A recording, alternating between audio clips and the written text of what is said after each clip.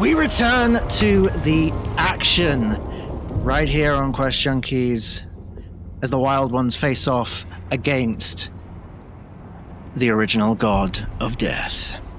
We are in the 5th round of combat. The Wyld Ones have 4 rounds to get through before the Paradox Crucible completes and Death's divine spark is sealed away permanently. But how do you stop a very angry ex-divine being from reclaiming what is rightfully his?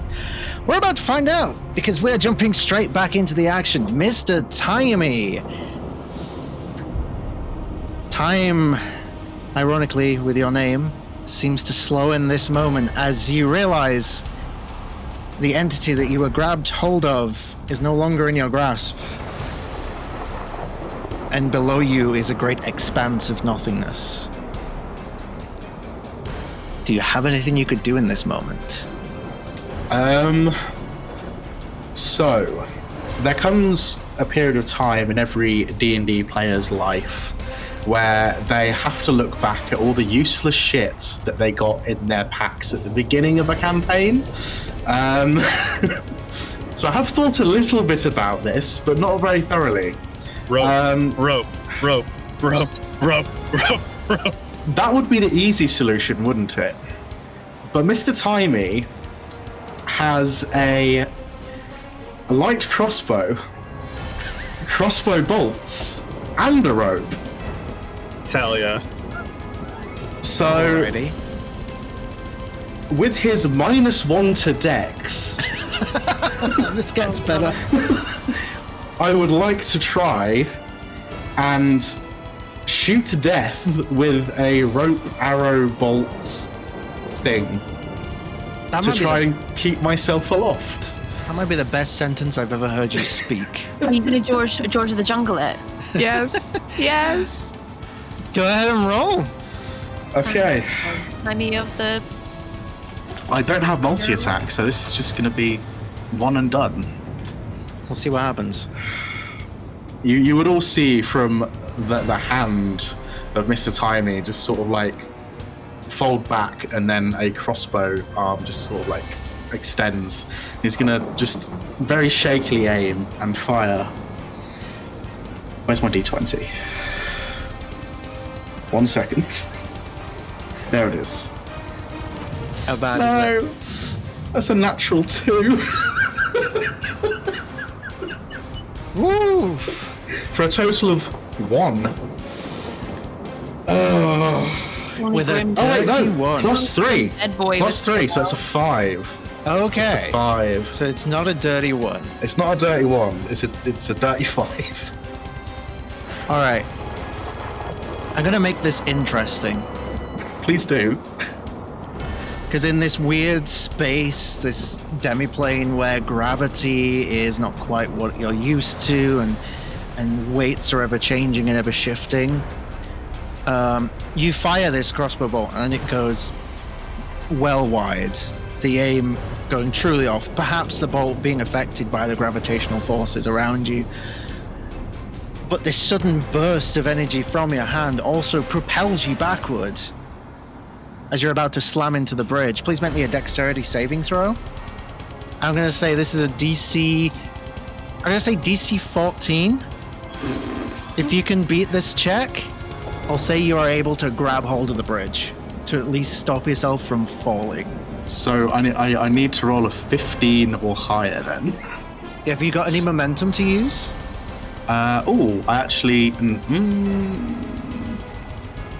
I have 3, so fuck it. I'm going to use all 3, because I'm going to fucking need it. So you need a... What do you need? A 12 or above. 12 or a higher. All right. Go ahead and roll. No. Mr. Timey's not gonna have his untimely death. Please, no. That's a 5. 5 again. Well, it's 5 minus 1 plus 3, so maths. Not 14. Okay. 7. 7, yeah, I guess. All right. As you slam into the wall, you take 3 points of bludgeoning damage. Oh boy! And do you have anything else as you slowly bounce back off the bridge and are potentially about to fall or begin the process of falling? All my bonus action stuff is not useful. I can convert sorcery points. It's a bonus action. You don't convert them to momentum. You could potentially use your voice, call out for assistance, or... Because you have an ally almost right next to you, Frike. And I don't have the map open, that would probably help, wouldn't it? Yes. Can't Mr. Timey like shape change into like something that can glide? Can't you like change your arms into like Buzz Lightyear wings? Look. He's not a sat-nav and he's not a transformer. He's not Well, the Marty, Messiah. that's on He's you. a very naughty boy. Now piss off. That's on you. I had a thought. I don't know how well it would work because the idea is if the shot goes wide, then if it goes in Frike's direction, deflect missiles allows you to catch a ranged attack. But the thing is, if I catch it, I'm then attached to Timey, who is, I believe, 500 pounds? Last we talked. Less because of the gravity situation. Oh, true.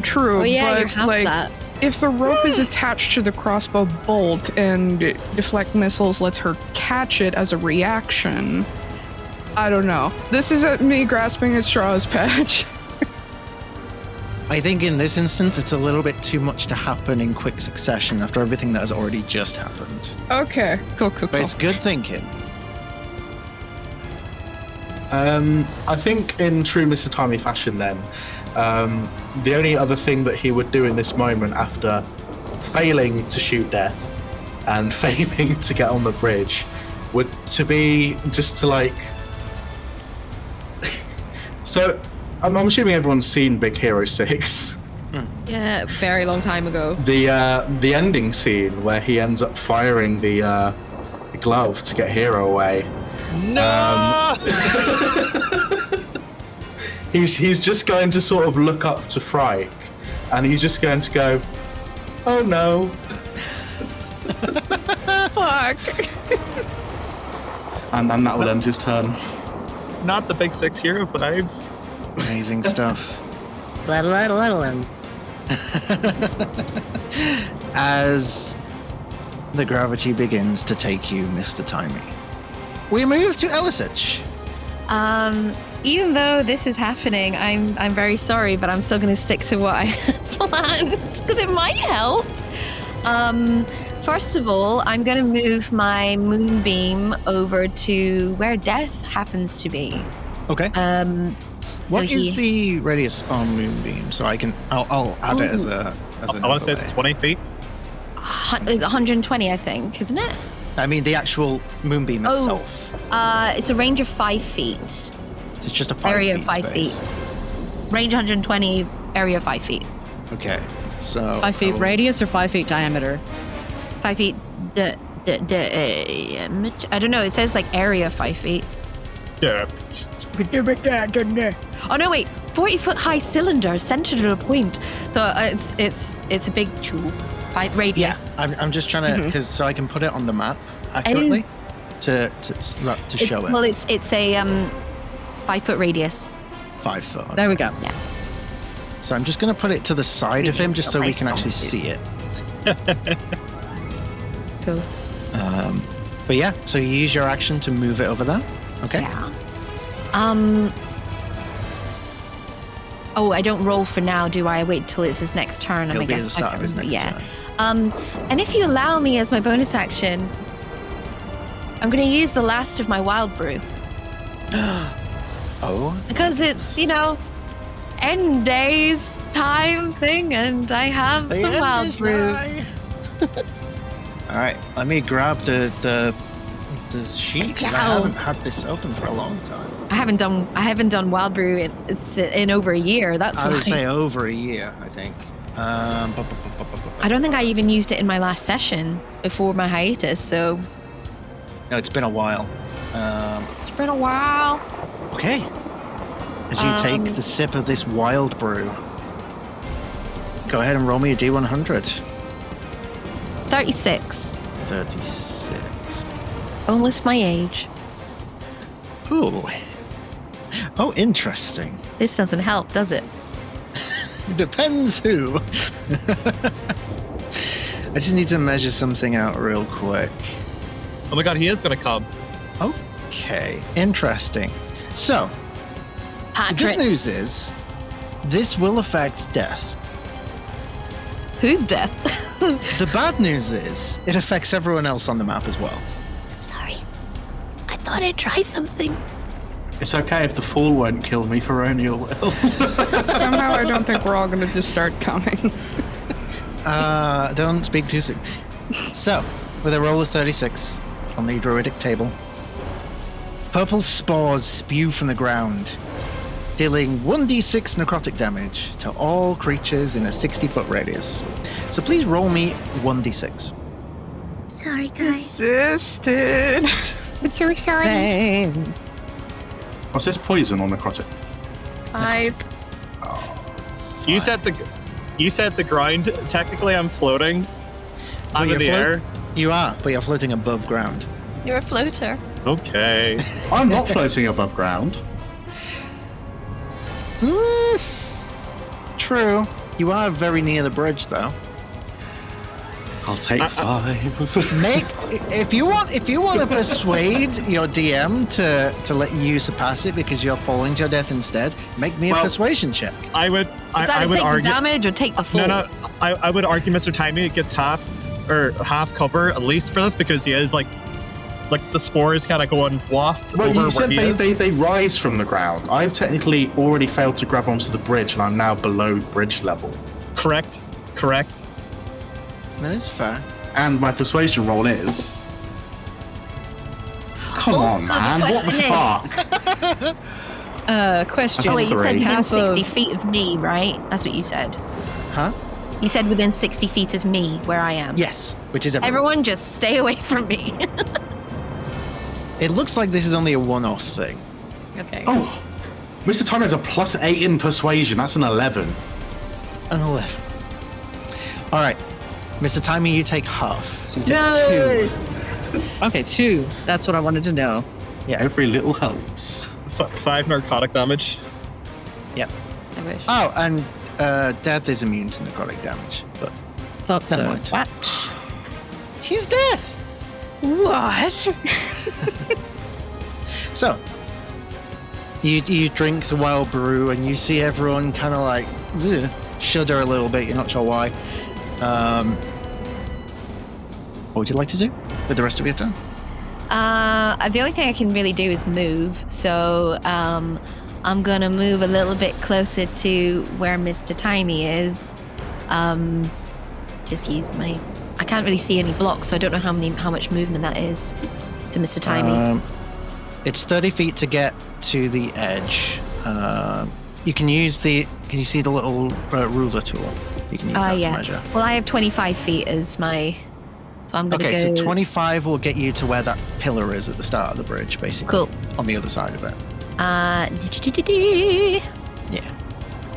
Patch, are you able to bring up like a grid or no?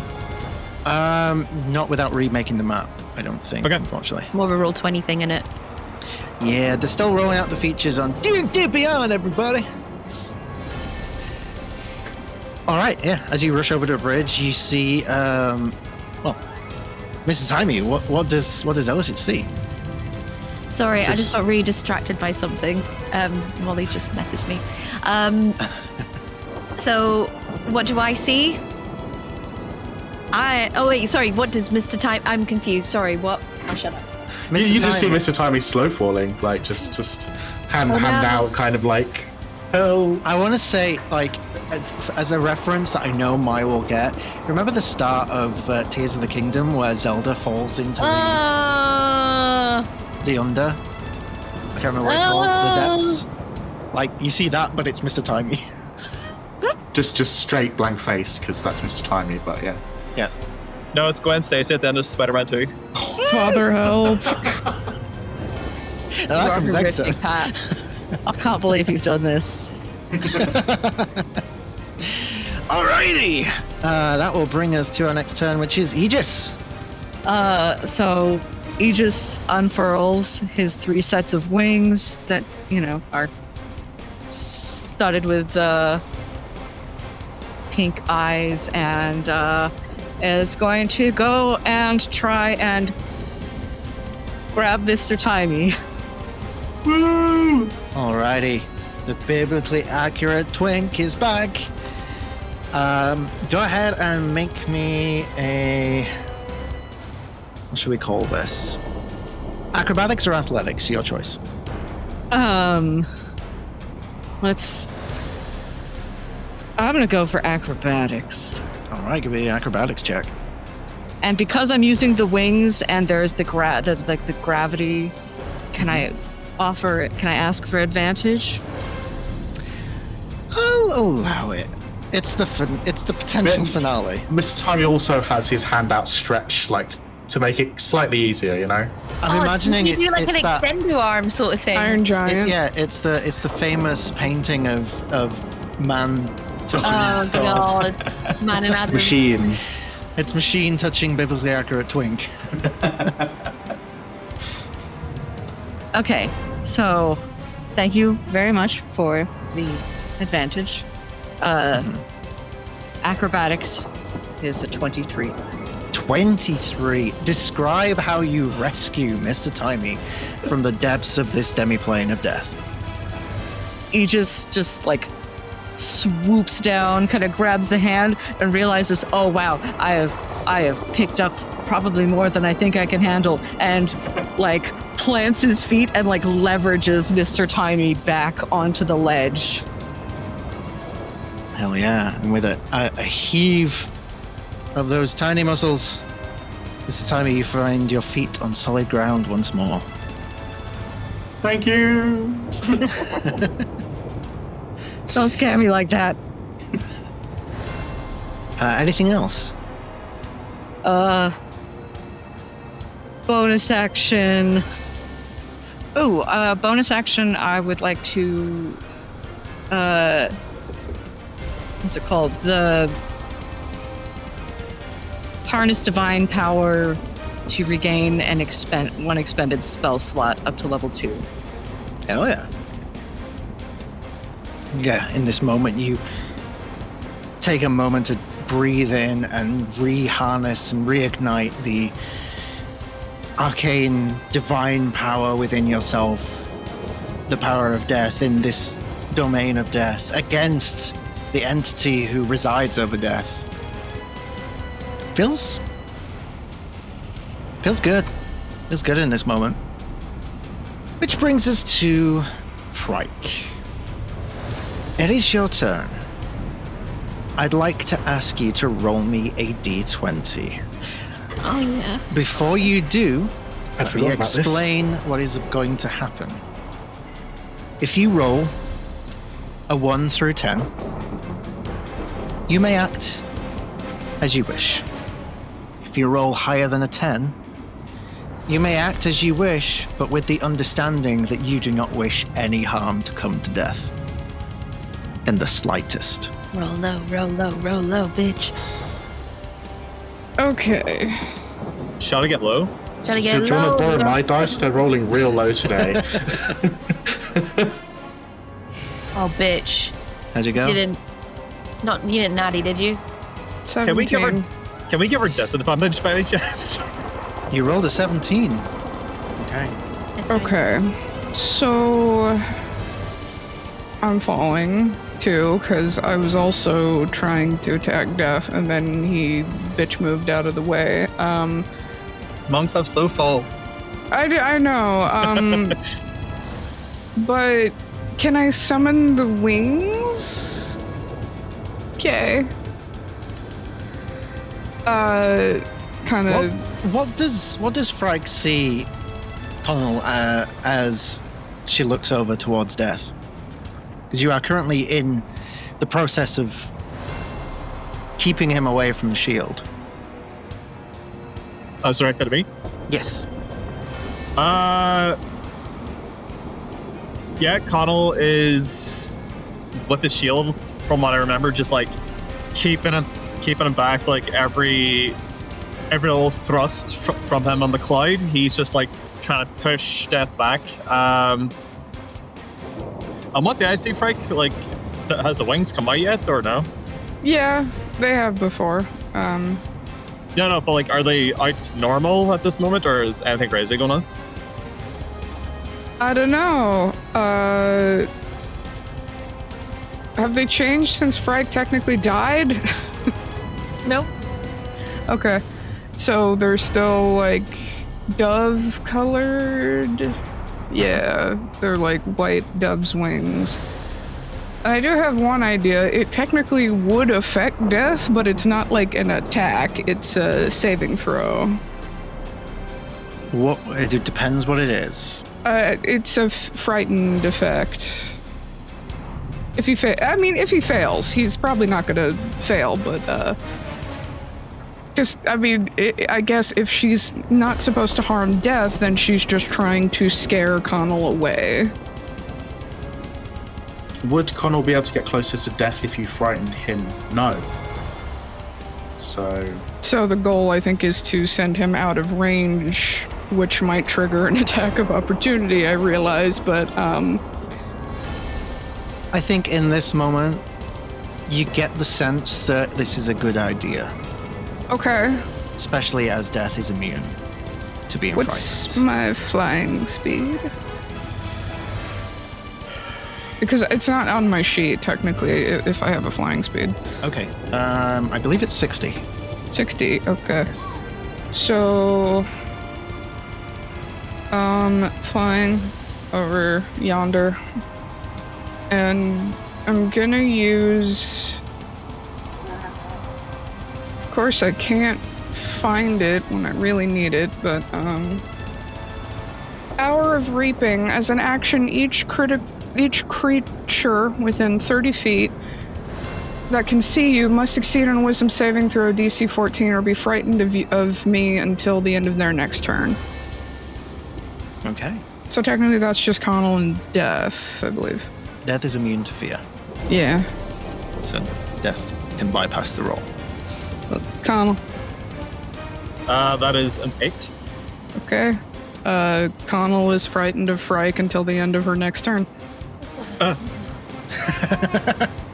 He's go, I guess description. I've described it before as like she's reached up and like yanked. It looks like she's yanking her head clean off and then like rolling it back and forth a little bit like Beetlejuice. I think adding to that description, she like reaches up, pulls her hair, and then her head like rotates a little bit, but also her chest, I think, like cracks open a little, and then like inky tendrils escape. It looks like a roaring maw from her chest, I think, is what the Hour of Reaping looks like. This is very pretty. Memento Mori-esque. I like it. Very fitting. Anything else for your turn then? I think that's considered an action. Let's see. Your wings would be bonus action. Then that's me. Alrighty. That will bring us to Death. Okay. Death is not going to multi-attack. Instead, let me bring up my other document. Oh, great. He's got another document. Death is going to use his turn this round to use an ability called Echoes of the Past. Moonbeam. Go ahead and roll the Sorry. damage moonbeam. I think it's me trying to remember what it was. Oh yeah, you need to roll a Constitution saving throw, please. Constitution save. Ooh, that's low. 14. Okay. So that is 24 points of radiant damage. 24 radiant. Okay. He does react this time The divinity that protected him previously against the moonbeam no longer seems to.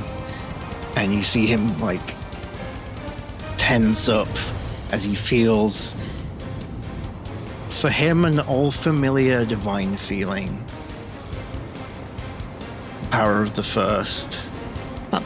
And it makes him so much angrier. He doesn't like being shiny and shit, does he? He does not like being shiny and shit. So, he's going to use his turn to do Echoes of the Past. He lifts his hand up. Kind of like, for any Dragon Ball Z fans, the way that Super Buu would do the extermination beam ray, whatever it was, that killed everyone on Earth. Dark tendrils of rot just start spouting out of his hand like a fountain, like flying all around this space. Some of them begin to coalesce nearby each and every one of you, and you see figures start to grow around you. Is this going to be like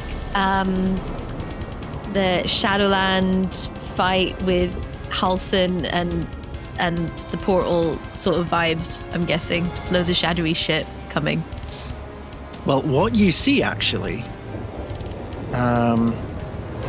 in fact, we'll start with you, Elisich.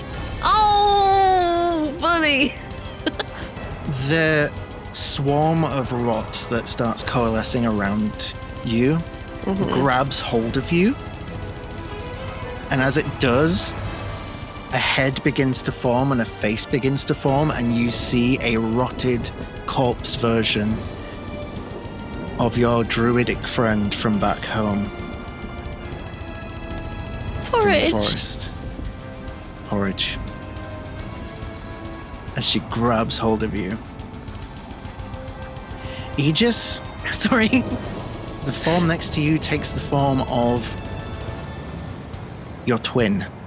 Not your echo, your actual twin.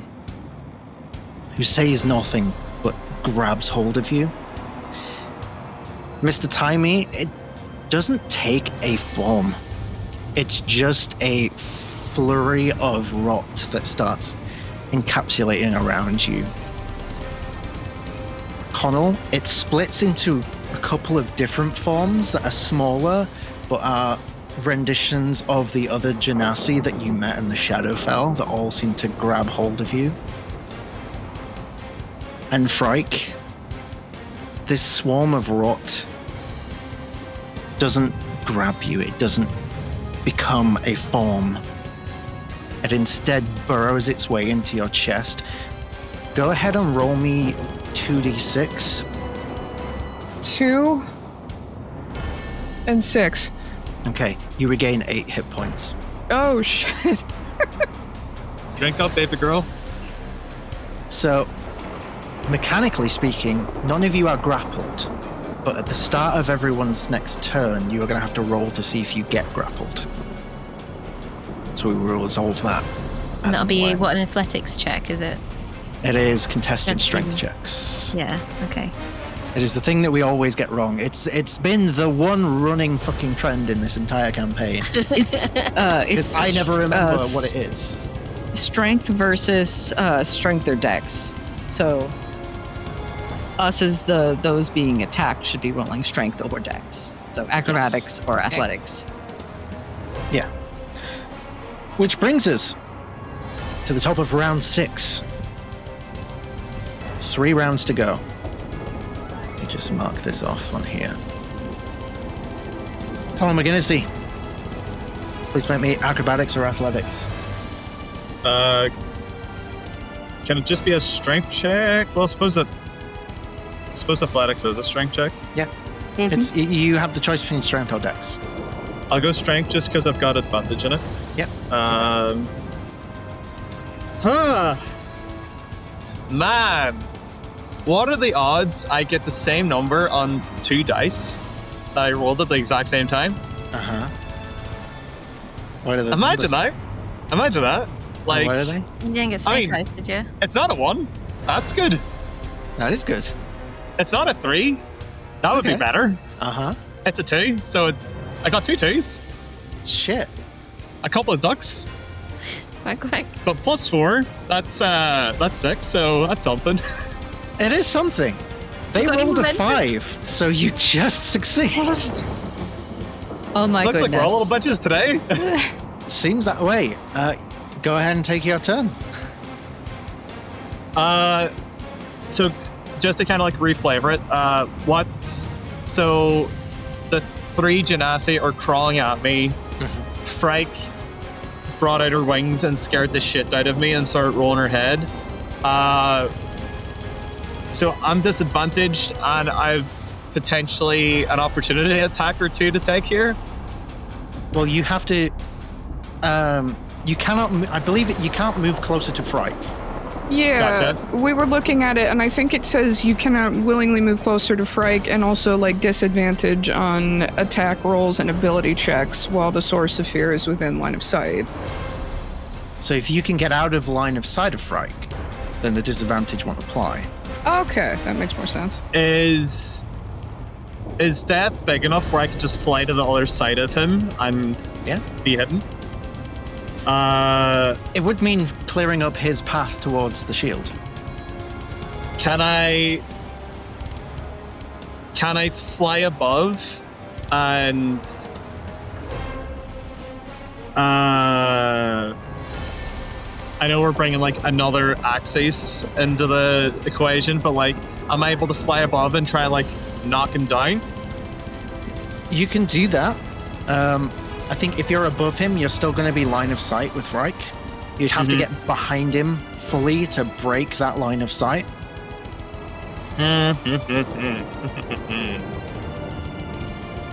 Is there anything I could do? No, there's not. Could I bonus action grab one of the rock creatures and just hold it like this to block my, or like use my shield? Because like I can't see Frike anymore. He can say no. It's really dumb. The words specifically are line of sight. Frike can still see me. It's totally okay. I'm just trying to twist it. But I like to Right. follow rules as written. If it says line of sight, if you can hide behind your shield, Can't see me. I will allow that if you want to do that, but there will be a damage penalty if you succeed. I'm good because I've got disadvantage in stealth already, so I ain't gonna do that. Okay. Right. The rot people, have they fully manifested their forms as who they once were? Not fully, no. It's like the upper half is starting to become them. Like the face mostly of all, but like the lower half is still just like this form of rot, wriggling maggots. What have they begun to speak? The ones around you have not.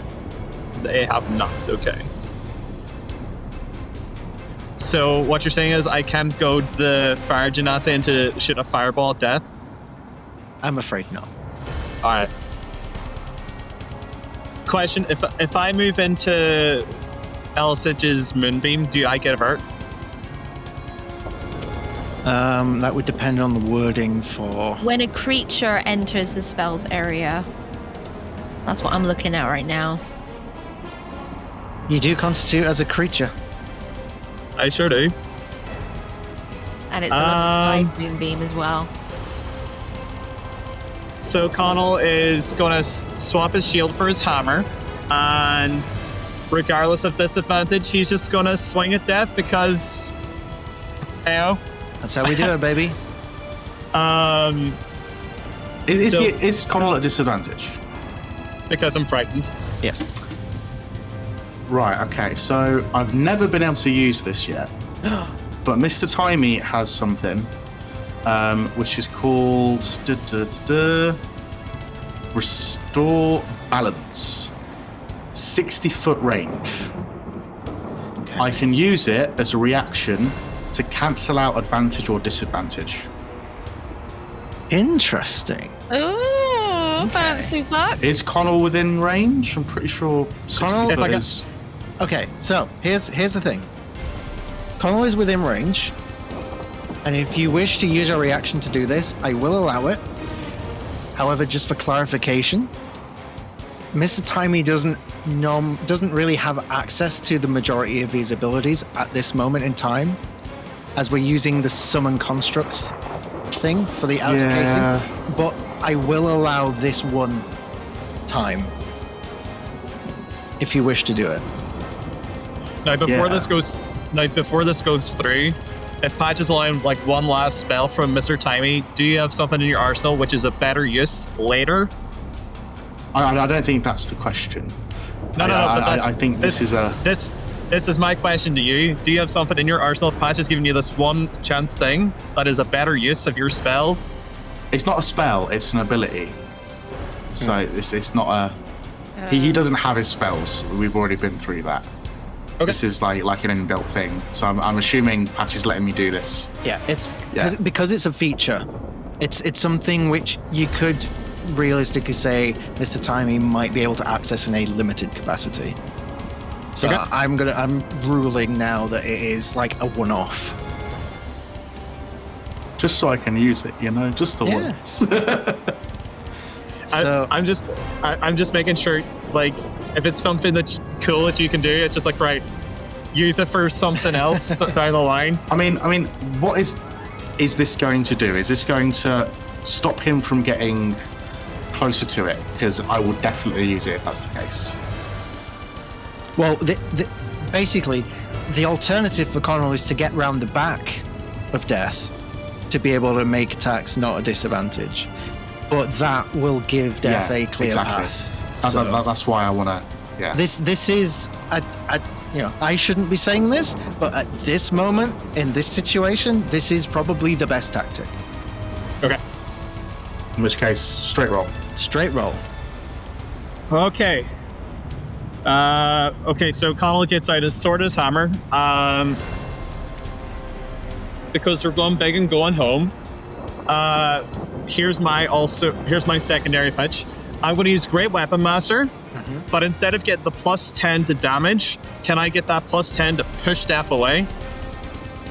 Like plus 10 feet away? Yeah. Like shove? Yeah. Okay. Big gambles. Do it. What is with me rolling twos today? That's 11 on the dice. 11. Okay, so that's 10 plus 9 is 19. 19 will hit. Okay. Sick. Third attack. 6 plus 9. That does not hit. Yeah, where does that leave me? That leaves me at 15. That doesn't hit. Okay, so once Macarito gives me gotta roll 2d8. So that is 15 feet, wasn't it? I said, oh shit, I gotta take the foot. I'm confusing myself because I made a gamble. So because I rolled 19, that's minus 5 because of the Great Weapon Fighter thing, right? Let me read because I forgot. I'm sorry, everybody. I've doomed us all. You're all good. How about this? Because if I understand it correctly, with the Great Weapon Master, it would mean that the attack misses. However, because you do have momentum, but also because you stated you wanted to be able to use it to knock back, so you were more focused less on damage but more on pushing back, I'll allow that attack to hit at the 19 if you forego the damage, and I'll let you push him back 15 feet. Okay. Sure. So, yeah, cool. So I was only able to push him back 15 with like whatever strike that was. That takes him halfway back across towards the bridge. Let me just double check. And I guess there would have been like force damage off the attack as well, which would have given it the extra oomph. Yeah. Let me just double read.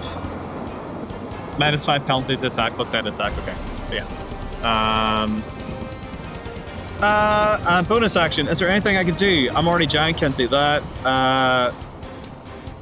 I guess. Bonus action. Connell, without looking, he'll grab one of. I think he'll just like swing his like hand back and try and hit one of the Genasi. He doesn't really care. Yeah, go ahead. Roll for attack. This is just a straight roll. Oh wow, 19 on the dice. Where was that for hitting down? I'm gonna say with a 19, you do the Plus 9. Yeah, you do the Super Smash Brothers baseball bat on this bitch, and No, like he doesn't even look. He just kind of just like swings, and I just imagine like whatever Genasi was forming just. yes, 100%, and it is gone. All right, finishing your turn. Okay, Mr. Timey, we're back with you. Okay. Back on solid ground. But death is quite far away. Oh, I need to roll a thing, don't I? To see if I get grappled. Yes. I'm going to choose athletics because Mr. Timey is notoriously very undexterous. If that's even a word. So this is going to be with a +2. Nice. 14 plus 2 is 16. A 16 will beat a 3. Go ahead and take awesome. your turn. Okay, so, Patch, I sent you a quick question. Okay, so here's a question. The construct has multi-attack. It has 3. Could Mr. Timey, in a sort of like straight line, try and get rid of Aegis's rock rub thing, then move on to Elisich's after? Have you got the movement to cover? I mean, I'd have 30, so I imagine so. Yeah, absolutely. Yeah, You don't have to yeah. do all 3 attacks on one target. Yeah, you can spread them out. Perfect. Okay, so in which case, would I take an opportunity attack from leaving the range of the one that's at me? If you kill it first, then no.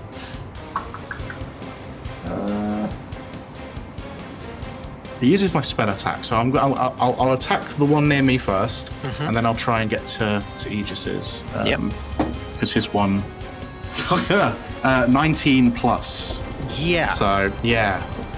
And that's going to be D8. It's going to be 2 plus... 2 plus 4 is 6 points of damage. These entities can only have a maximum of 5 hit points. So as long as you can get over a 5, which pretty much all of you can do automatically, Yeah. you're going to take it out as long as you hit. So Awesome. So that one's gone. Moving on to Aegis's. Ooh, that's a 9 plus... what is my plus? Plus 8, so 17? definite hit. Cool. And, well, the minimum damage I can do is 5, so... Yes. And then moving swiftly on to Elisich's. That's another 9 plus 8, so 17. You just see this rot form of forage going, scattered No! to the winds of the demiplane. Disgusting little creature. And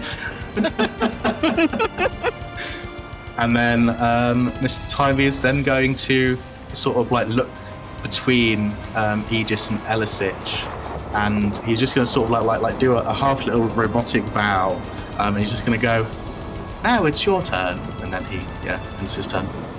All right, Elisich, we're back to you. Oh, decisions. Do I moonbeam or do I do my funny little shiny things? I'm going to do my bonus action first because knowing my luck, I'm going to fuck it up. So I am going to bonus action Archer. Let's move all this dice away. Move you all away. Why are you in the way?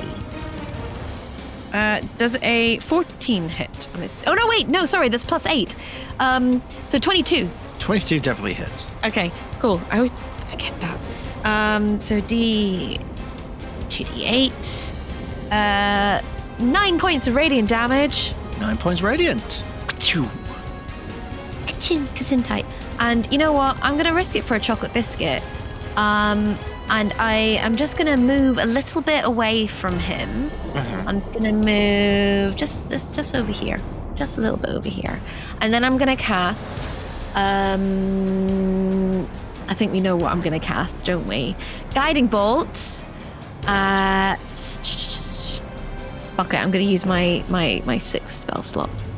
That means I'm okay. At 6th level, I'm gonna cast Guiding Bolt.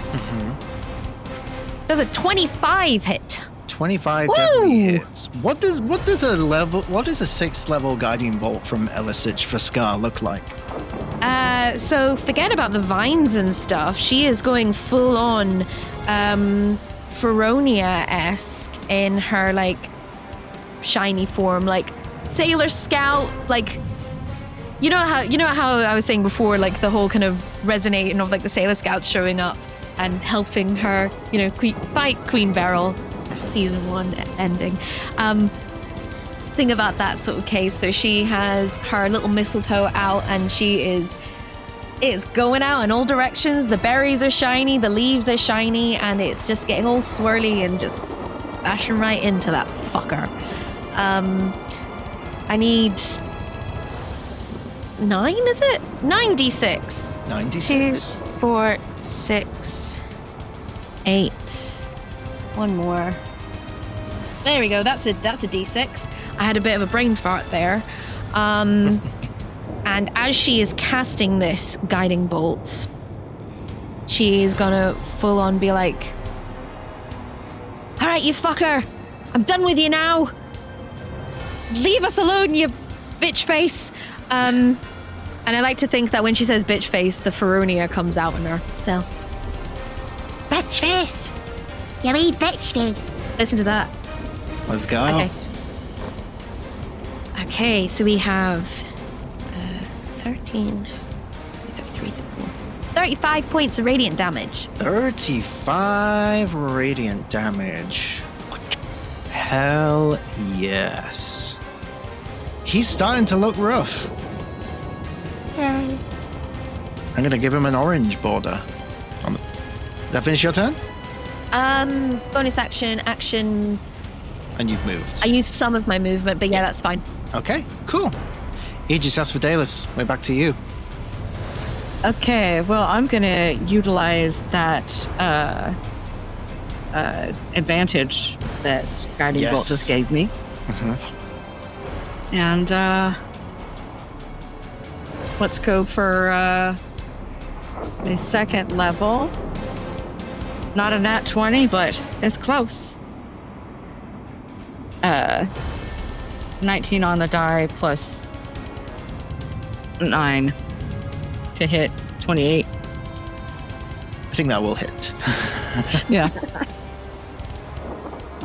And was this another guiding bolt? This is another Guiding Bolt, so Hell yeah. Rack up that advantage. Let's see. I'm just gonna use the calculator. Nice, cast Summon Calculator.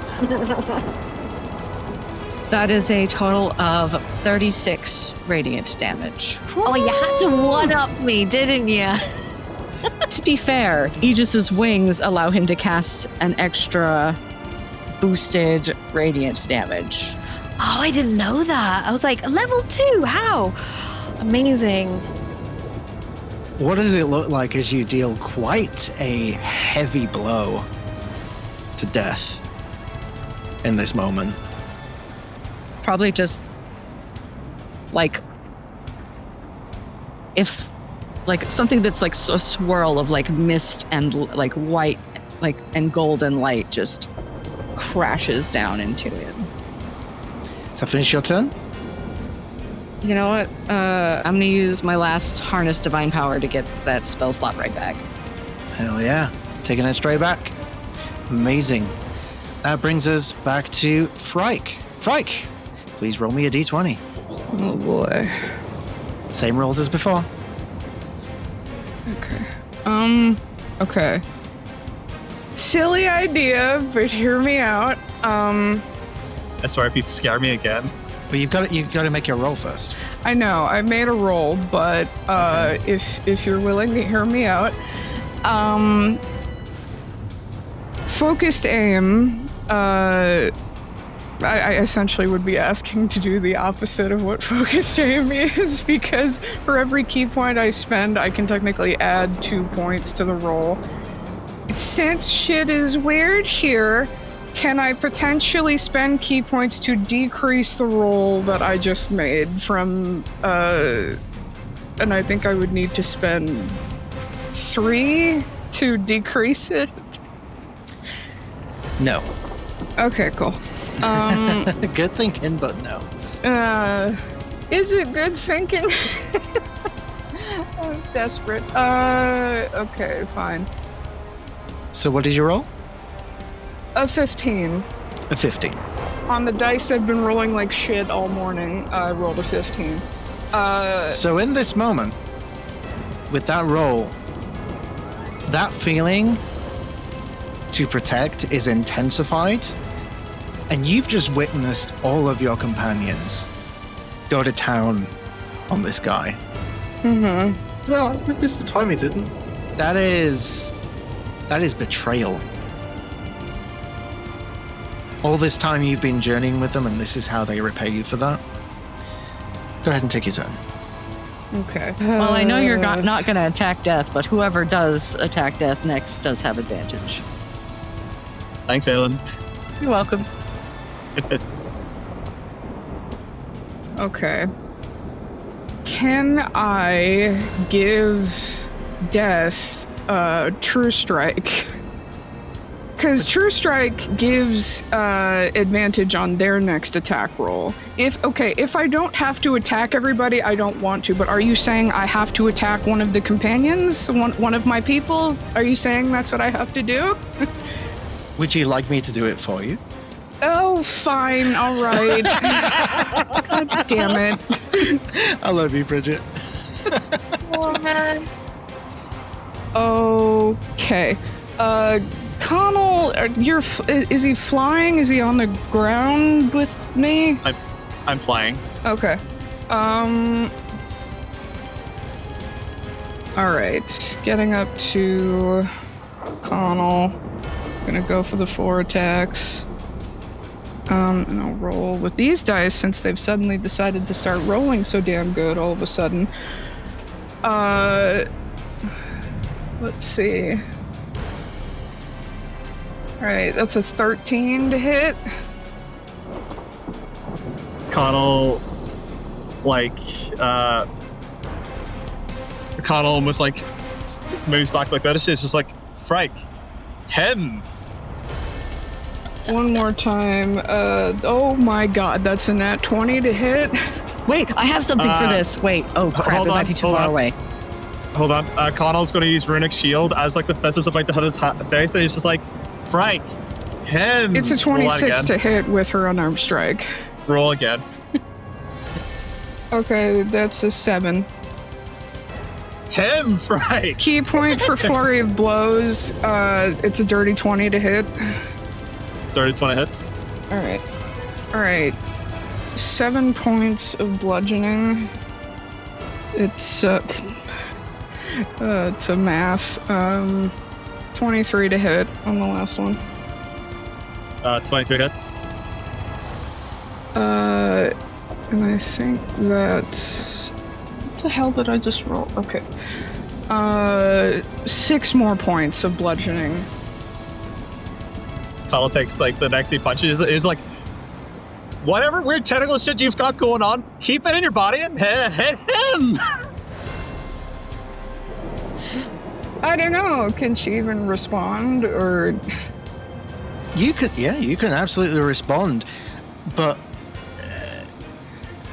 As I said Connell. at the end of the last episode, your priorities have shifted. All Connell hears from Frank is, "Oh, You are defending the one you must protect, Okay. and they've betrayed you by attacking him. It's like they're trying to stop you from doing what you were born to do. God, how conceited.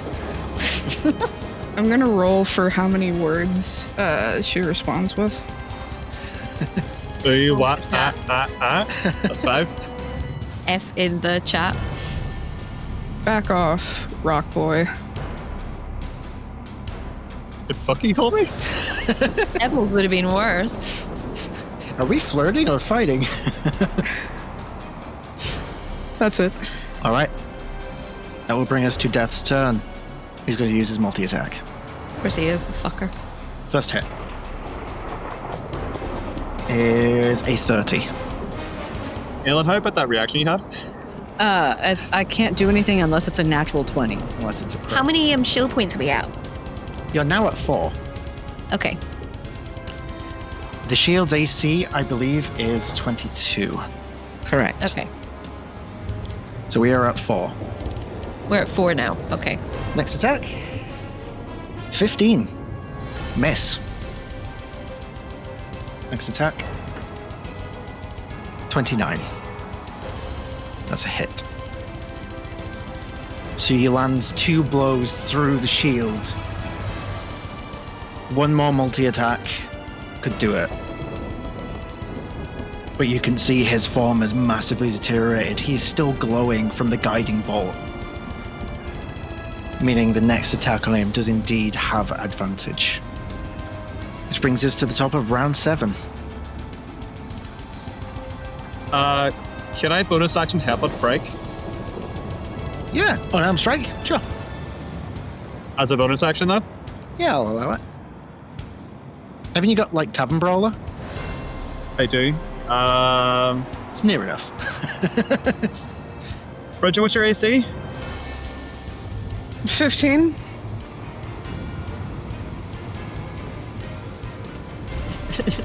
No, I got a 14. Momentum! Connell tries to headbutt you, and he's just like, "Get your priorities right. That's the guy." And Connell then flies off to go back in between Death and the shield. Hang on. Okay, he flies off between Death and the shield. Is he moving out of range of Frag? Yeah. I sure am. Okay. Take an opportunity attack. That probably doesn't hit. 13. Is a miss. He's too quick on the Nimbus Cloud. So Connell, sword and hammer in hand, he's just like, "You're not getting this. No, not ever. Not this time. Not at all." Let me see. This will go much quicker if I just roll 3d20 at once. Reminder about the advantage. There's a natural 20. Woo! There's so that's a natural 29, a 26, and then something I believe that doesn't hit, a 15. All right. So Connell does like one of these like cross action jobs. So remind me, Patch, how do you do nats again? Maximum the dice. Maximum possible damage plus a normal roll of the dice. So because it's maximum possible damage on dice, does that mean because I'm a giant and I roll 2d8, does that automatically mean it's a 16? All bonuses included. Let's fucking go. So let's. Okay. I'm freezing. Let's go. Okay, so that is. So start with 16. We've got 4, which brings us to 20. We've got 2 on that dice. We have +5, which brings us to. Math is hard on the internet. It is 27. So that's with attack 1. And then attack 2. We have another 8. 35. 40. plus 5 is 45 points of slashing and bludgeoning damage. We know where this is going. So with 35 hit points remaining, describe to me, Connell, what it looks like as you cut death down. So the natural 20, so as Connell says that thing where he says no, he brings the hammer and the sword. They both emit like the heroic light from it, and there's a pulse that shines in the form of like planets and gears and the moon and like stars, darkness, robotics, light, like emanating all of his partners and all the adventures that he's had. He does this big final cross slash, and just like this big blinding light of like multiple colors slashes up the ways, and like the big bludgeoning marks slab up the ways, and he then just like, for shits and gigs, just like thrusts in and like rips up until I still imagine him as like my drawing where he's got the skull head. So I imagine like he like drives it in, slashes up, and like splits the skull in half. Son. There would be a blood-curdling scream if he didn't slice so perfectly through the spine, the neck, the jawline, all the way up. His body is lifted up into the air and is engulfed in light. Light immediately engulfs the space around all of you. Frike, you begin to feel a burn in your chest. A thud, like being punched in the chest, over and over and over and over and over. You realize you're not being punched, your heart is beating for the first time in a long time. Not the obsidian heart, your heart. She'll scream in panic and fear of the unknown. The next 12 seconds or so pass, mostly uneventful, as you witness this blinding light and are trying to ready yourself for whatever comes next. And as it dims, a husk of a humanoid form bounces to the ground off in the distance. Around about the same time, the Paradox Crucible reaches its final rotation. Golden constellations flare, each rune circle locking in place. The threads binding Death's spark snap back into the core with a sound like an entire world exhaling. And silence. A single small flash as the crucible disappears. The last you see of it, compressed into a mote of light no bigger than a grain of sand. The lattice that forms the outer sides of the crucible begin drifting away into motes of stardust. As everyone regains their vision, you look and you see Mr. Timey's outer casing down to one knee, facing the place where the crucible stood. Motionless, the light in the eyes beginning to fade. Mr. Timey, do you have any parting words for your companions as you have completed your mission? So you would all hear the tick that kind of accompanies Mr. Timey slowly gets slower. And he's simply going to look ahead, unable to move his body in any sort of way. And he's just going to say, well, we did it. And you're going to hear like something akin to a laugh. And he's just going to say, it's okay. I don't need any funeral rites. And he's going to power down.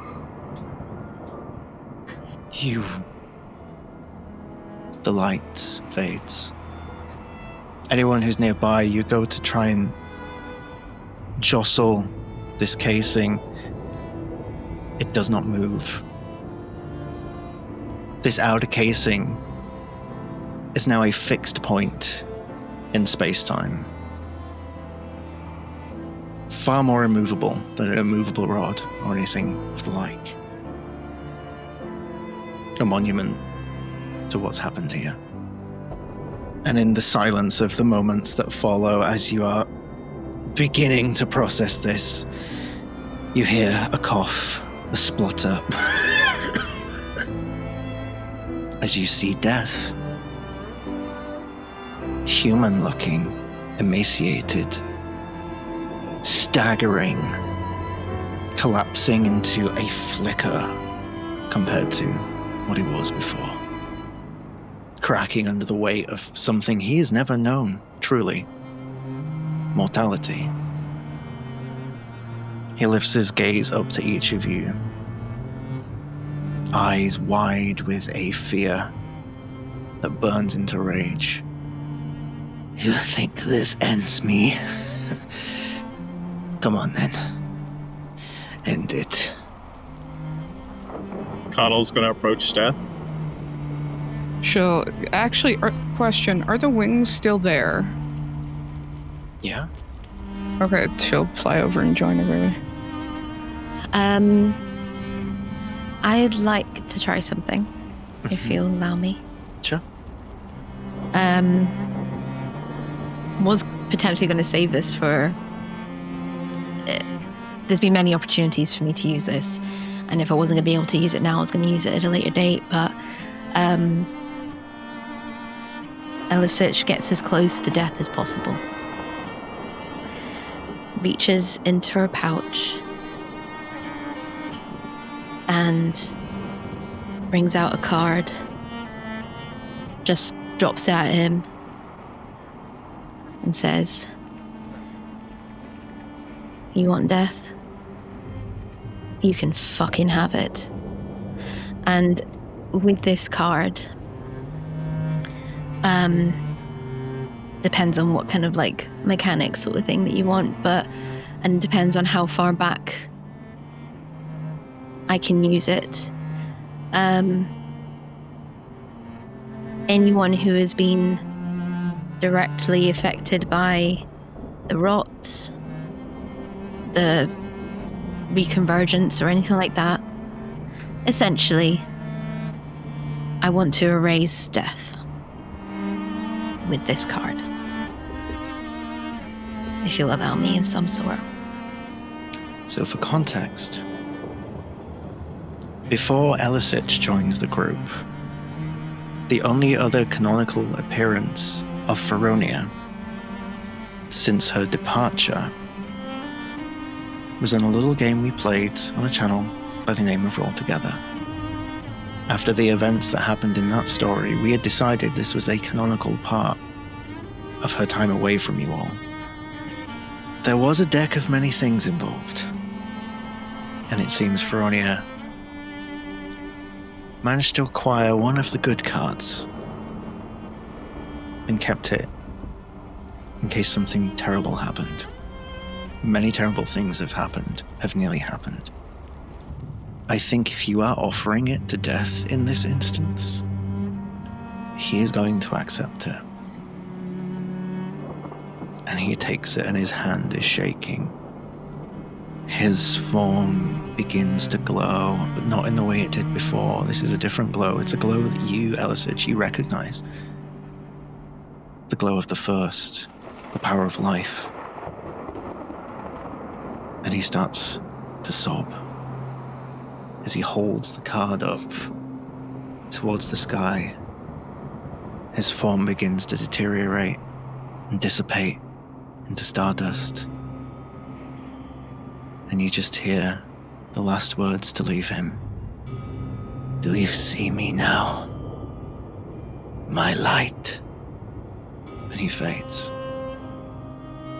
And the space goes quiet.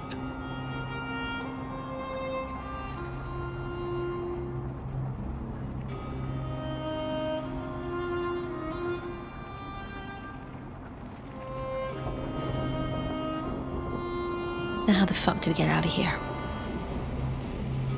Connell puts a hand on Elisich, Frank, wherever Aelin might be, or Aegis might be.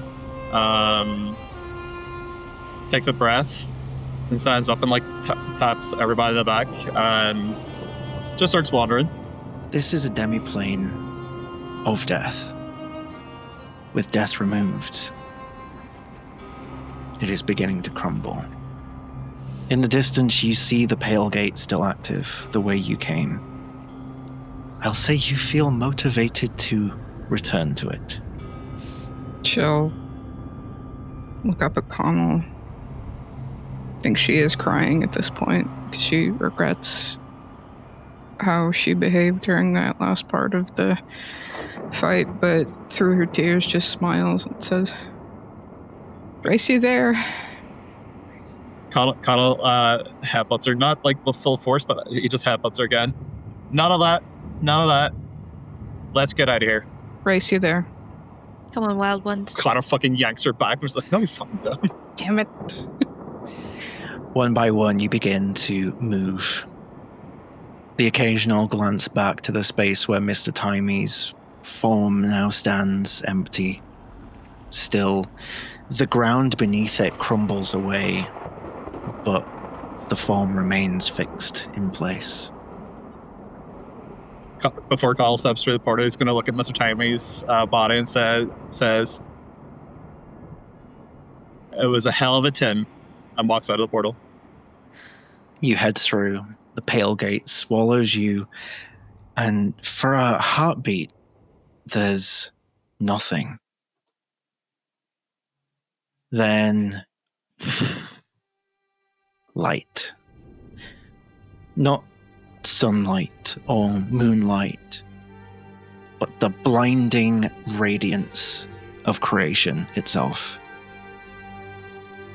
You stand adrift in a vast celestial expanse, and before you,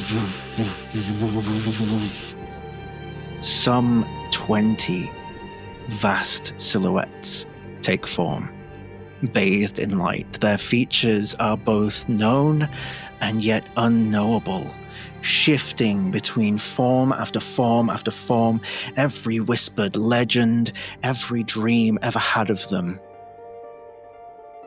The Morrigan-Earth. Their presence, it feels like it crushes the breath from your lungs, but there's no pain. It is not with malice, just the unshakable weight of eternity arriving in front of you. And then they speak. Not 20 voices, but one. A voice that is both mountain and ocean, storm and star, the first breath and the final silence. They speak. Children of Rhódania, hear us. We are the Morrigan-Earth, returned from the silence between stars. The hand of our predecessors has withered your world, poisoned its roots, and shackled its destiny to ruin. Their era ends now. We shall scour the rot from the bones of creation. We shall break the chains that bind sea and sky, shadow and flame. The convergence shall wither, its false threads of destiny unspun, and the weave of the world made whole once more. By our will the rivers shall run pure, the mountains shall rise again unbroken, and the breath of life shall fill every hollow place. The heavens will shine their truest light, and no power shall stand against the order we now set forth for all of you. On our watch, this world will be as it was always meant to be, and its story will be written anew. And their eyes blaze, all of them as one. A wave of divine power tears across the void. You see it crash into the broken edges of existence around you, knitting reality back together. Crochet on a divine scale. Seas rejoin their shores, mountains rise unbroken, forests burst into bloom. Cities return, their people stepping back into lives they never knew they had lost. The light, the beauty of it all swallows you, and for a moment you feel weightless. And then, your feet find solid ground. You stand in the streets of Zundanag. The air is warm and sweet, with the scents of the hearth fires and fresh bread. The sky above you is the true blue of the material plane once more. And then you hear it. At first, it's just murmurs, a shifting of feet, a few curious eyes daring to look your way. But then, recognition takes hold. It begins with a single shout from somewhere far back in this crowd. It's them! It's the Wyld Ones! And like a spark in dry tinder, the name spreads. The Wyld Ones, Wyld Ones, Wyld Ones. The people of Zundanag close in. Smiths still soot-streaked aprons, children gripping carved wooden toys, merchants with ink-stained fingers, soldiers with swords at their hips. They start to form a widening circle around all of you. Not to block, but to honor. They're the ones who ended it. I saw it in the sky as the gods themselves that came back. I saw it, I did. Gotta quickly grab everyone. It's like poses. We planned for this. You feel the eyes of hundreds on you, each carrying gratitude, disbelief, or the weight of prayers answered. Some kneel, heads bowed, as if in the presence of saints. Others cannot stop staring. One woman, face streaked with ash, takes a single step forward, reaches out a hand with trembling fingers before pulling back as though she fears she may touch something sacred. And more people begin to come over and show thanks and praise and appreciation. It becomes impossible to count them all. People press forward to offer whatever they can at your feet. Bread still warm from the oven, flowers from one of the temple steps, forged trinkets and medallions made in your likeness, some very crude, but some quite articulate, actually. A boy with missing front teeth darts between the crowd, and Frike hands you a tiny steel pendant shaped like a wolf before running off shyly. And everywhere you just hear voices. You saved my son, you did. Well, we thought the end had come, but you stood your ground. My father will see the sunrise tomorrow because of all of you. It's almost too much to take in. The sheer humanity of it all. The cheers, the tears, the outstretched hands.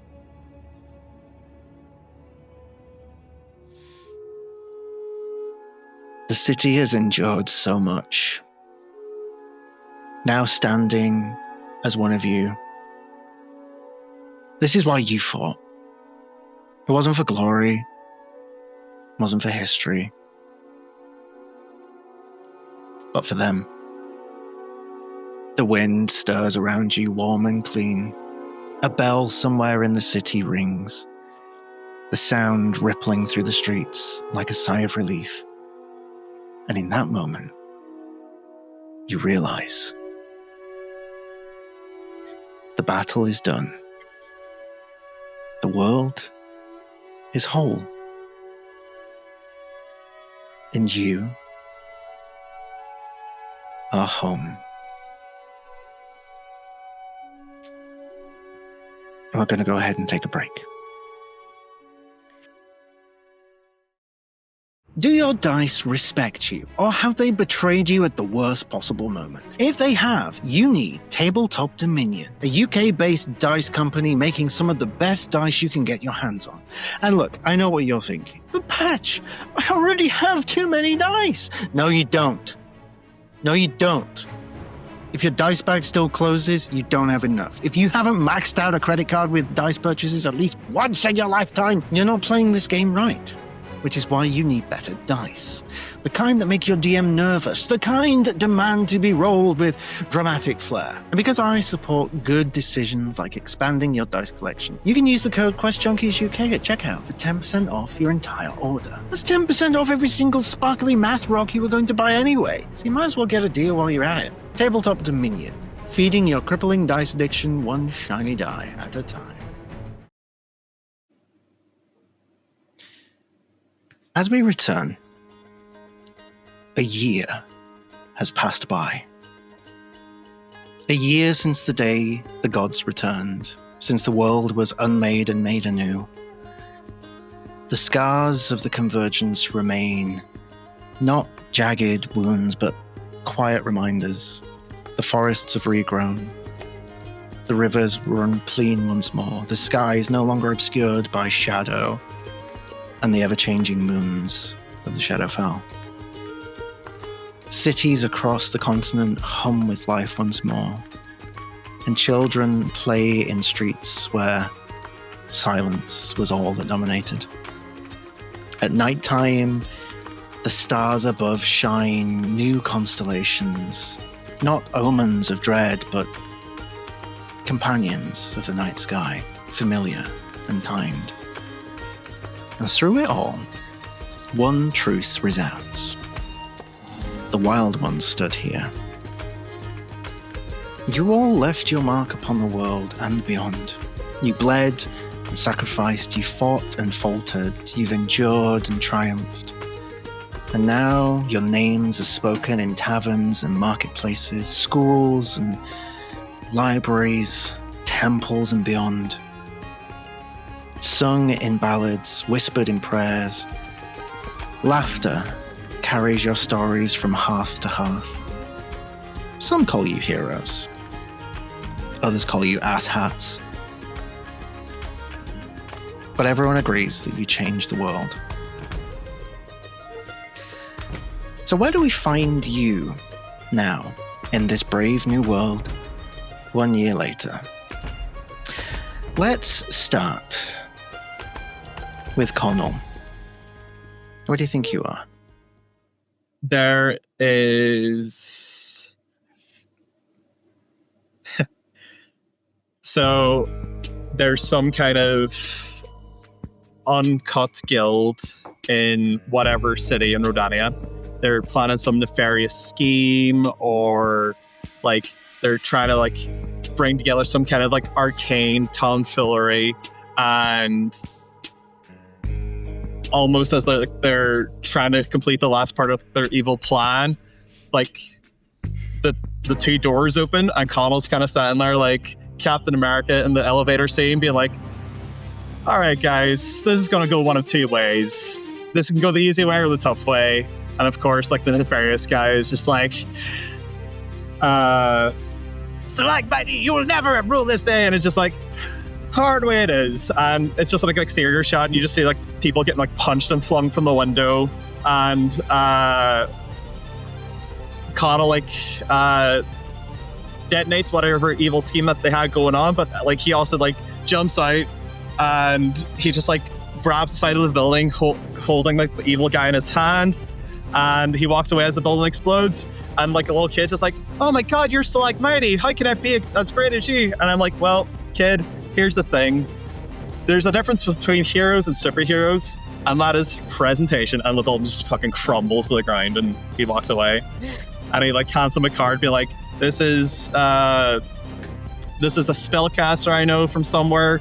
They have access to the wish spell. Just wish back the building, get rid of all collateral damage. You're welcome. And he walks off. Outsourcing your... I don't even know how to phrase that. outsourcing your property damage to an archmage somewhere in Rhódania to just wish away. Hey, I'm a hero for commission now. Do you think a year later, do you think you'd re-enter the Tournament of Champions?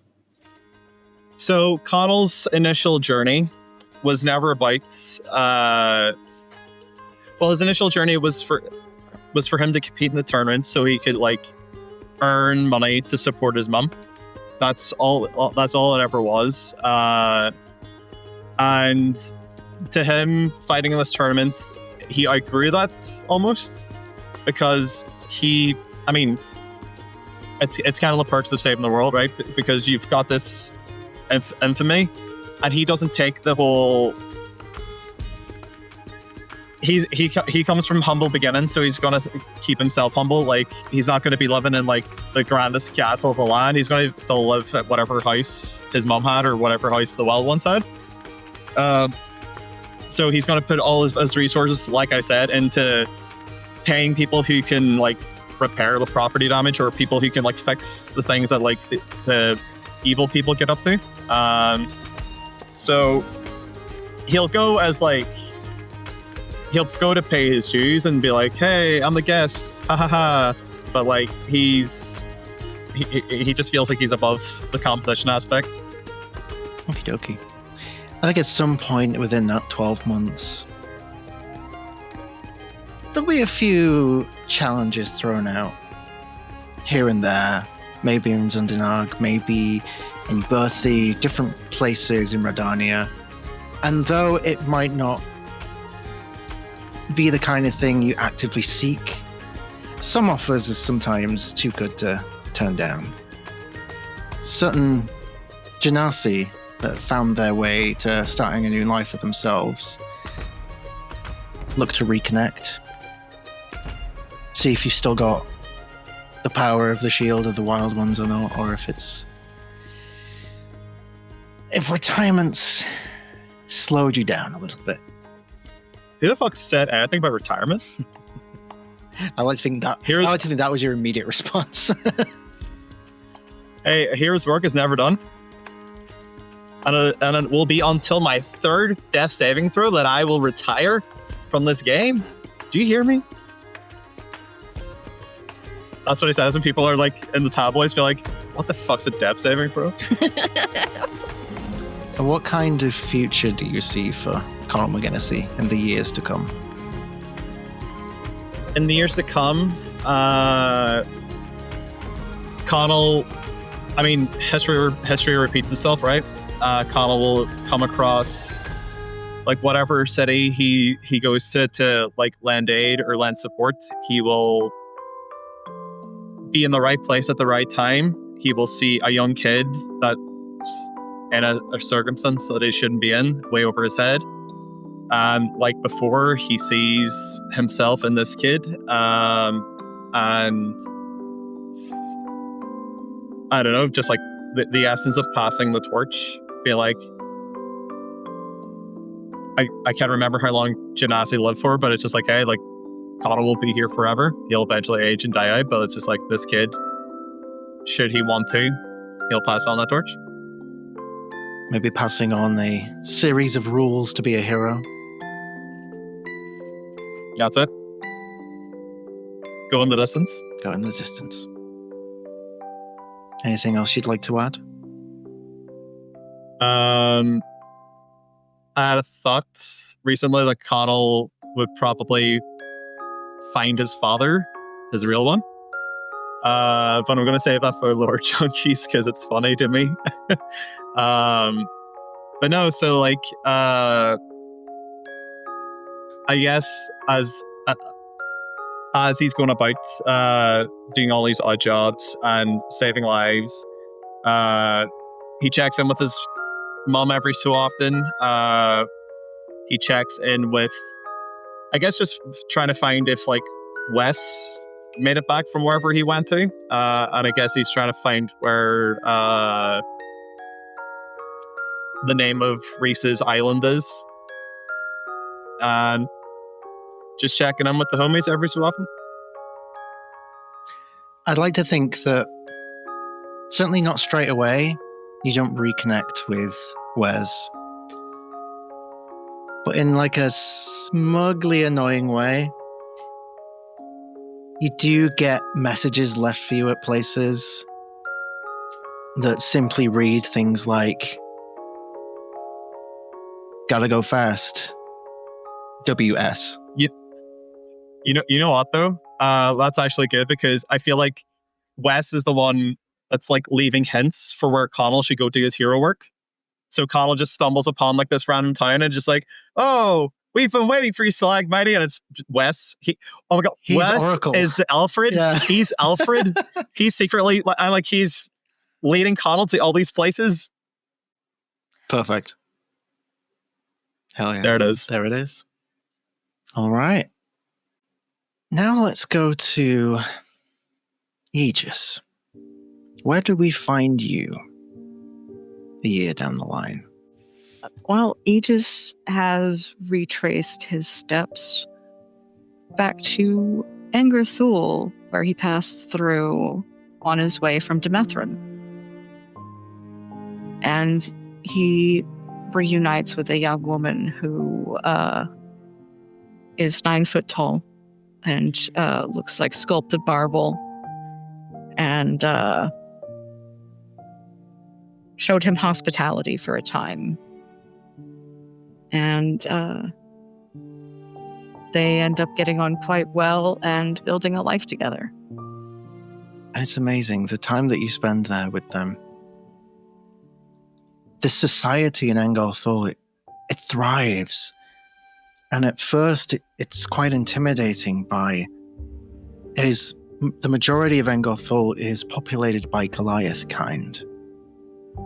For someone of your stature, it probably felt a little intimidating at first.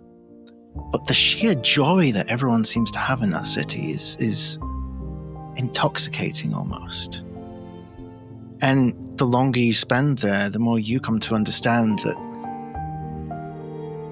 while on the face of it, it appears to be a Goliath city, in actual fact, it is, in some ways, a home for the lost who want to be found. It is a place that is not the easiest to get to, but once you're there, it's difficult to find a reason to leave. It is a great place to settle down. I think at some point in the future, however long, months, years, you get some visitors. I'm sure you'll have visits from your companions here at this table, but I think the day that the Demethrin 5 show up at your door, all of them, is the most surprising. Especially as you answer the door and the first thing you see is a scaly form not seen for a long time, with a horrendously Scouse accent, if I recall. Gikato, Kimura, Giggo, Astra. I think the 5 of you make like a yearly tradition to get together for one night and just go find somewhere out in the wilds, build a campfire and tell stories. And that tradition lasts for as long as it can, for the days to come. Is there anything else you'd like to add? Well, eventually there will certainly be probably a mess of children around as well. Because he just wants to be a dad.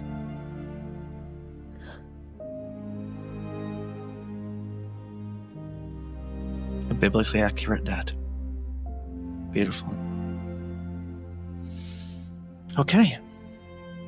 Elisage. Okay. So, the camera pans over a garden. I don't know if you recall, but back where we first saw the Shadow Dancer, where Rhódania had her visions about, you know, speaking with her mother in that kind of glade. Elisich is tending to her garden just outside of her little cottage, very similar to the one in the Hucklefuck Forest. There are a couple of little furlings just kind of in a little semicircle, just watching her. Right, so what you want to make sure is that you don't plant these too close together, because otherwise you get entanglements, and you don't want the bone daddies to come, do you? What's a bone daddy? Oh, no, they're just a bit... You don't want to deal with them, let's just say that. And yeah, so if you make sure that they have them put together, not too close together, but in between those, you want to make sure there's a moon lotus that is planted, because those are known as the plant's physician. So they will look after all the other plants and make sure that they thrive. Okay? Okay. All that, class? Yes. Fantastic. All right. So, okay, I think we're nearly at a break now. Darling, are the muffins ready? As she calls into the cottage, a little head pokes out, and it's Forage, her wife. About 10 minutes. Okay, and then we need to get to work with that next draft of brew, remember? How could I forget? Do you know where the cleric is? She's due for another lesson with the kids soon. I've not seen him. And never mind, I'm sure she's just tied up. So Elisich she brushes the dirt off of her long green dress. I must iterate, she no longer has a beard. She's had a full glow up.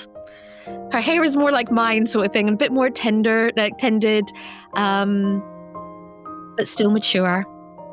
She brushes all the dirt off of her and brushes her paws and just looks at the little furlings, the little Whiskari children. She's like, right, okay, kids. Off to your next class. Don't forget to pick up a muffin on the way. And next time, I want you to tell me what your favourite flavour was.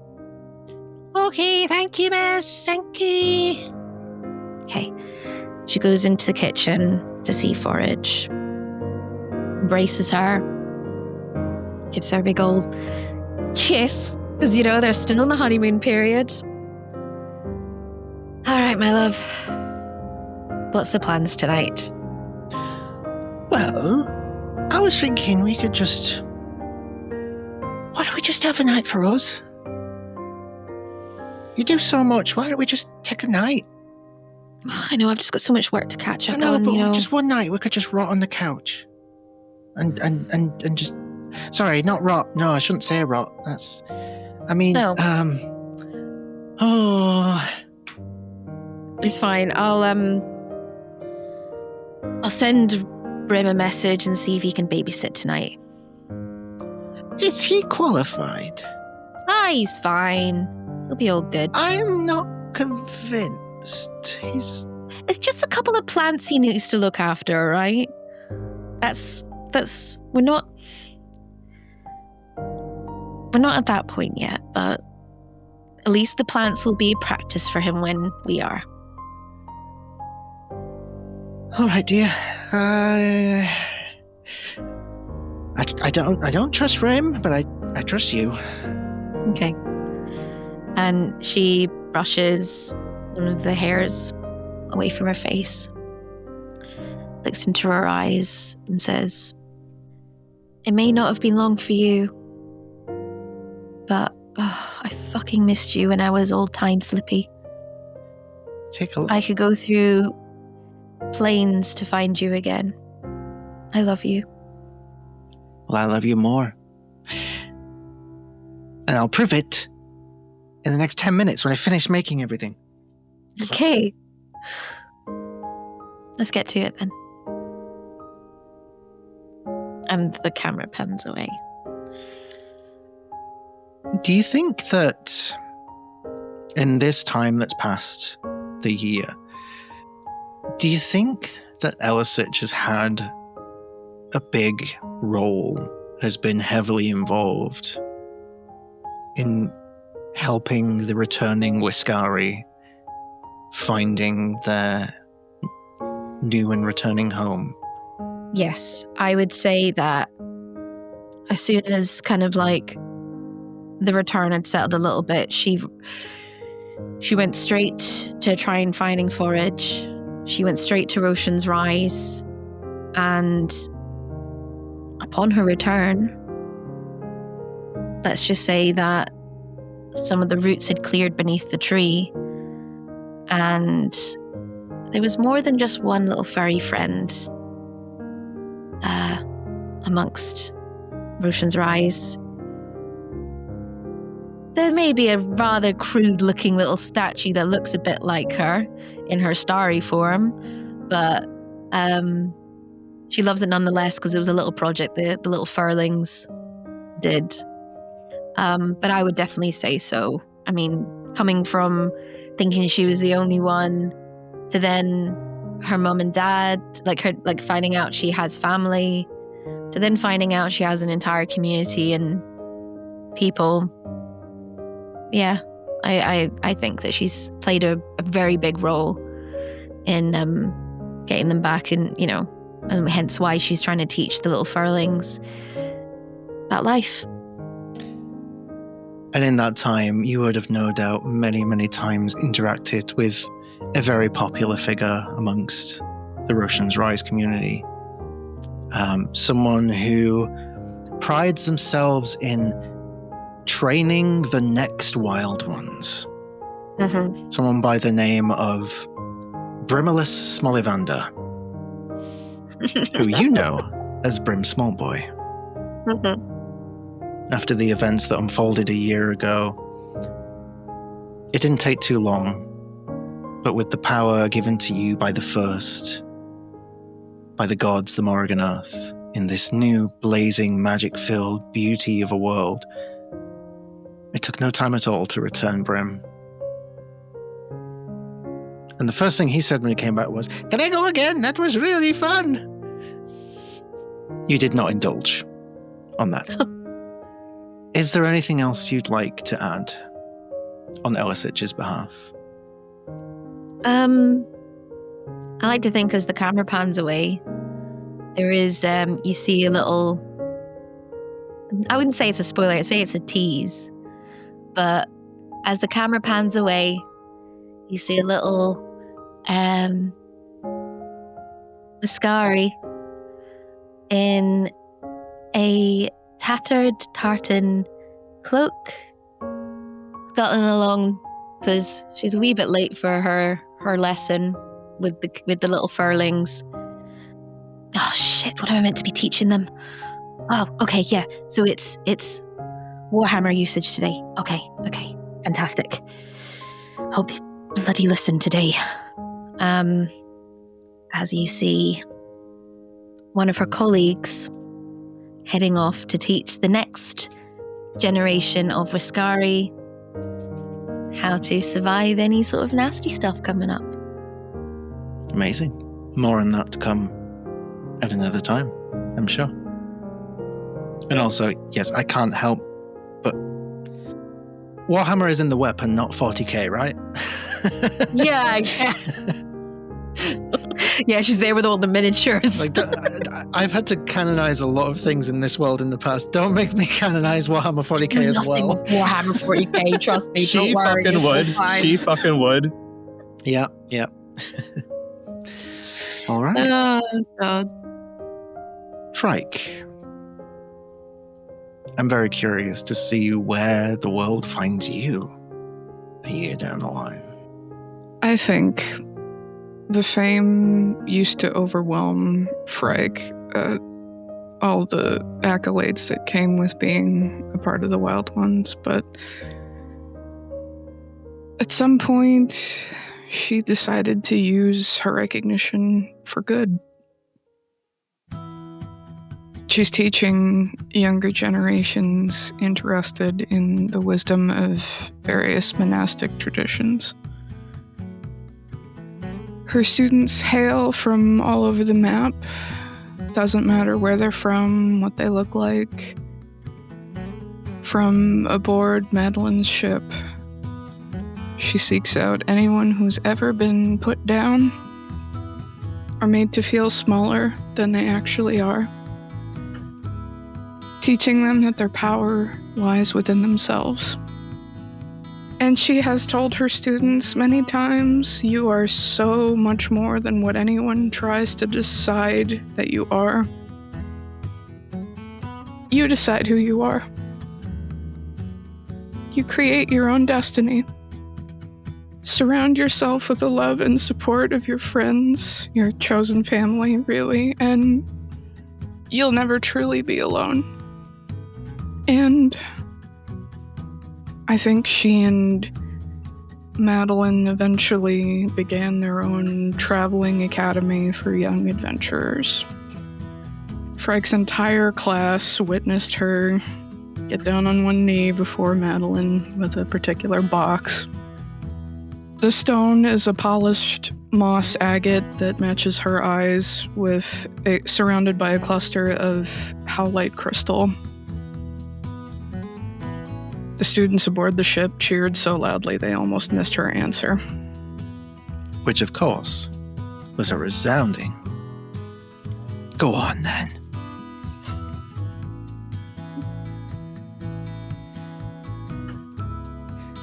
And never has Rhódania, past or present, or potentially future, seen such a rowdy wedding than the wedding aboard the Discourteous Rose. The one and only time Madeline has sanctioned the use of wild brew aboard her ship. And while it didn't nearly crash again, it may have done a few barrel rolls, incidentally. But there were no casualties. Thankfully. We improved the formula. That's what we did.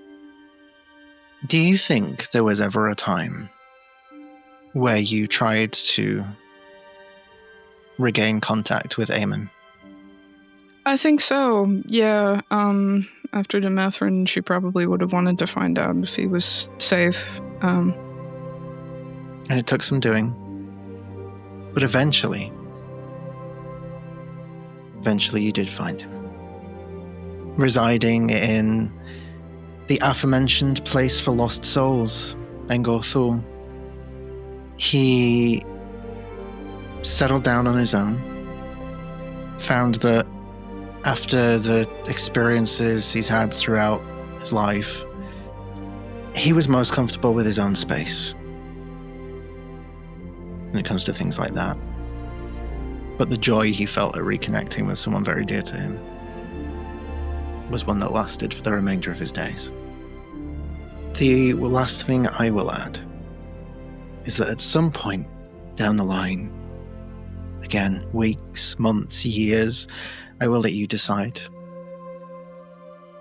But at some point you found your way to Berthy, the trade capital of Rhódania.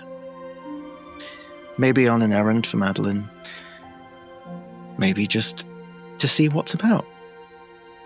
But you had an urge just to stray away from the markets and head down a little side street somewhere. And around another corner, and around another corner. You reach a dead end, but at the very edge of this dead end, tucked away on the floor in the corner, you see a glass bottle. Obsidian glass. And from the neck of the bottle, a black rose. A kind that only grows in the Shadowfell. You're not sure where it came from, or who left it there. But part of you just seems to know that whoever left this there was trying to mourn the loss of Katara.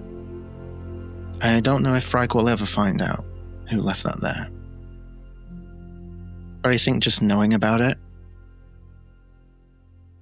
brings a weird comfort deep down. Is there anything else you'd like to add for Frike? I think seeing that does bring this kind of rush of emotions. She might remember that voice that said there was never any family, that it was all that her entire life was pre-planned, but I think she sensed that it was that it couldn't be true, that there had to be some glimmer, and seeing that probably like she'd take it with her and keep it close to kind of remind herself that, yeah, he was wrong. That bastard of whatever was wrong. As for Mr. Timey, though their body is gone, though their spark has passed into starlight, their presence endures. Every turning gear, every ticking clock, every star in the sky glimpsed with wonder, they are there. A sacrifice immortalized not in statues or scripture, but in the heartbeat of the world itself. But we can't give Artie nothing to do in this epilogue. So, 1 year on from the events of the Return of the Gods, today's the day. You are released from your time in prison, Durak. With a new perspective on life, how do you feel when you look back at the events that led you to where you are today? So, Durak is gonna look back and he's gonna curse his luck a little bit. Like, if anybody was gonna, like, put him in prison, make him think about his old ways, it would have had to have been Frike and Connell. It just would have had to have been. And he's gonna sort of, like, hear during his service, like, of all the amazing things that they did, how, you know, they stopped death, they returned Rhódania from the Shadowfell, and he's gonna think, you know what, I was pissed, but I wasn't the good guy. So he's gonna step out from prison, he's gonna step through that barrier into freedom, and he's just gonna, oh blimey, oh, it's been a while since I tasted air, oh. And he's gonna look out to the streets, and he's gonna sort of look over to someone struggling with a lock on the back of, like, a cart, and he's gonna sort of, like, go over and he's gonna be like, oh, are you all right over there? I don't have any coins. I'm poor. I don't. Oh no! I can open that for you if you like. Are you sure you're not trying to rob me? Oh no, I'm 100% sure. Just because I walked out of there does not mean I'm here to rob you. All right. Yeah, it's a bit jammed. I don't really know what to do. He's gonna go over and he's like flicks it open, like, really easily, like abnormally easily, and he doesn't stop to look what's inside. He's just gonna slowly walk away, and you would sort of see, like, from a third person perspective, that this guy opens it up and it's full of dynamite. And he just starts walking over to the edge of the prison gate and just starts putting it down. And Durak's just going to go, oh, this is the real turning point for me. I'm only going to do good things from now on. Uh-huh. And I think we'll leave Durak's story there for the time being. Oh, man. So glad I finished my tea. I approve. So, following the return of the gods, a new age is declared in Rhódania. They call it the Age of Resonance. And as the years will pass by, still, the Wyld Ones will endure. Not as myth, not as legend, but proof. Proof that when gods fell to hatred, When death himself sought dominion, mortal hands and mortal hearts held the line.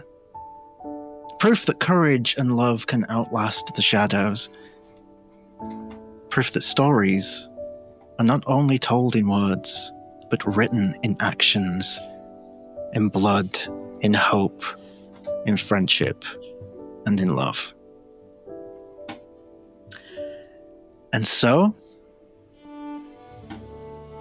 we bring this story to a close. Not with sorrow, but with gratitude. Gratitude for every step taken together, every breath stolen back from despair, every laugh shared around this table. Now, this is more than an ending to a story. This is a farewell to 3 years of wonder and chaos. To the players past and present who breathed life into heroes. To the guests who joined us for fleeting moments and left their mark. To every character who stood and fell and rose again. To companions who became family.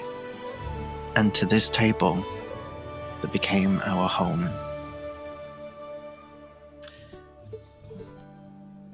To my wonderful table, thank you.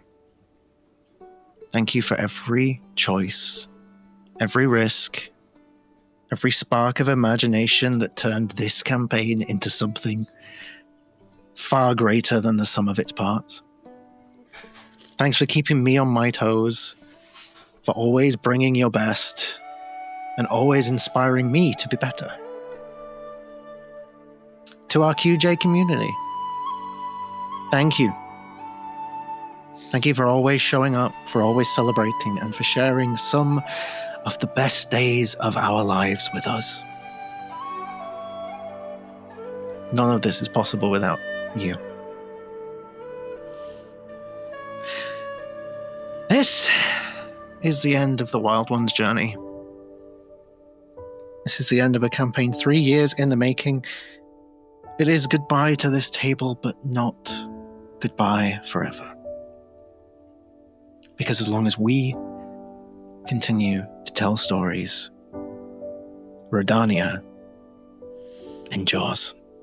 The world we built together lives on because each of you breathed life into it. The Wyld Ones mattered because you made them matter. And some of you will carry forward into the next story, and some of you will set down your dice here for now. Regardless of which, the love is immeasurable.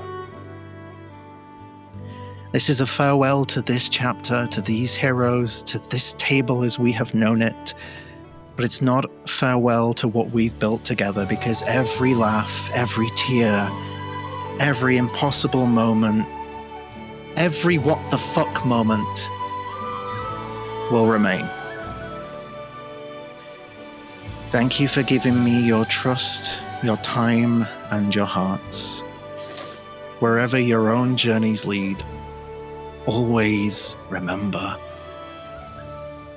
in the story we told together, you were all extraordinary. And nothing can take that away. So thank you. I love you guys. And if there's nothing else left to say, keep questing, QJs. Good night. Shit, cunt. I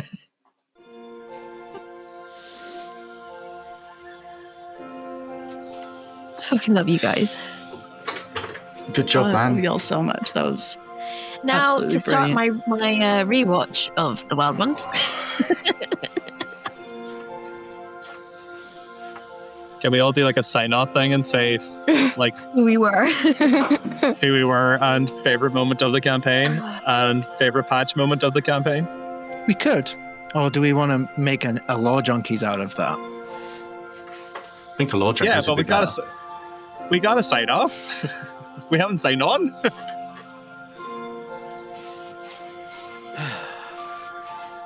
For time's sake. For old time's sake, my dear friends, please reintroduce yourself. Plug anything you have to plug. And if at all possible, give us your favorite moment of the Wyld Ones story. And we'll start, as we always did, at the tippity top. Myra the Pirate. Hello. I'm a bubbling mess. Hi, I'm Mai, aka Myra the Pirate. I played Rhódania, most recently known as Elisich. Rhódania. Hi, how you doing? My favorite moment, or moments, I'm going to say 2 moments of the campaign. A bit like old school. Fucking muffin time.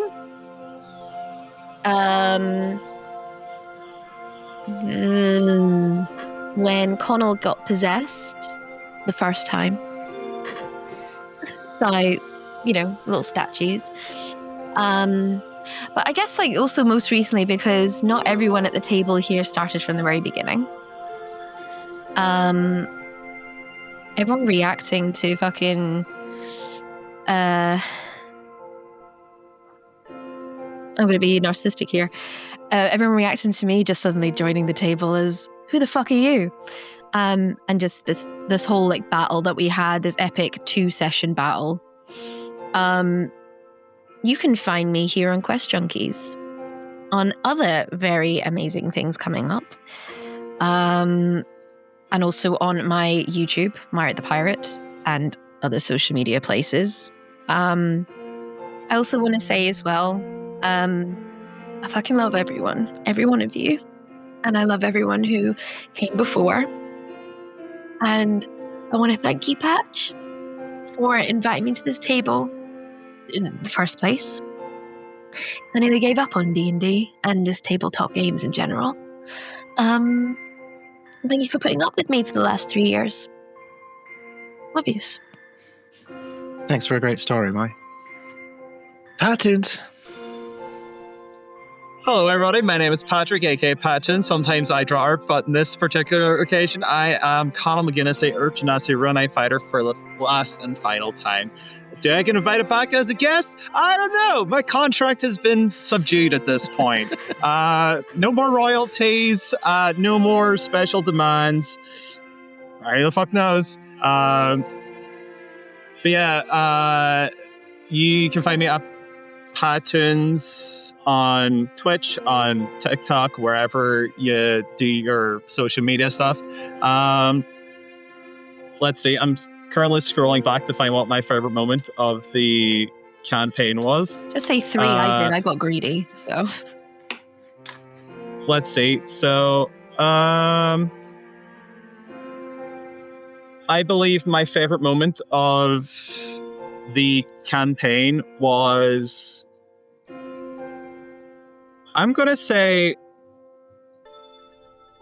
the 2nd of June 2022, because that's when I got the Discord invite to come into the campaign. Because, frankly, I've been working with Patch on and off for different projects over the years. Some which worked, some which might not have worked so just as well.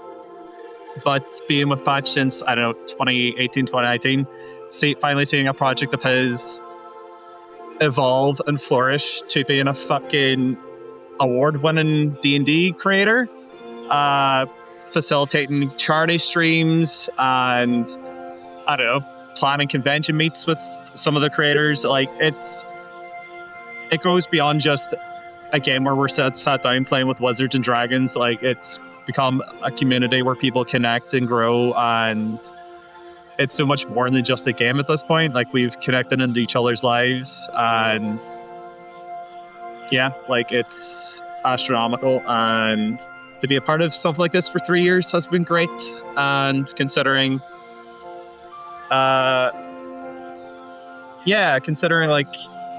QuestJunkies and this campaign was a huge lifeline for me when I moved to Canada 2 years ago.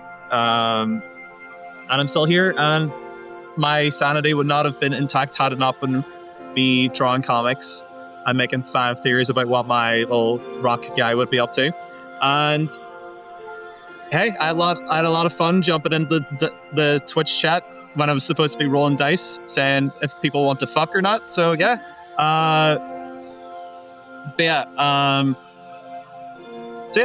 just want to say thank you for everybody at this table. All I want to know is like, I want there to be like a leaderboard thing of who got the highest damage roll in the entire campaign, because I'm still salty that it could be still Gamora, but you know, whatever. I think it's close. Not here to defend himself. Isn't it?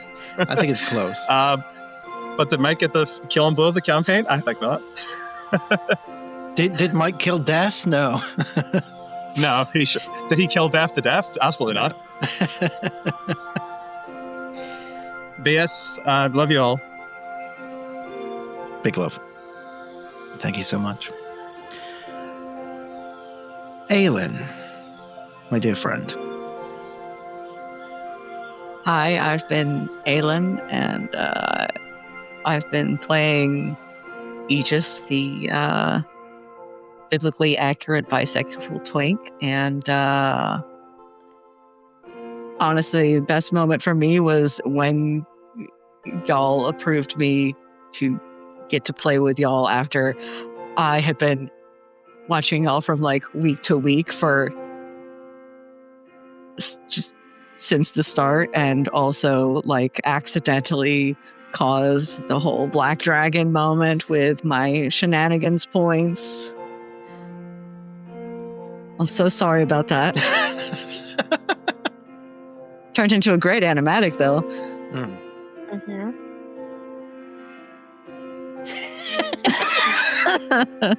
Yeah, if y'all didn't know that was me, oops.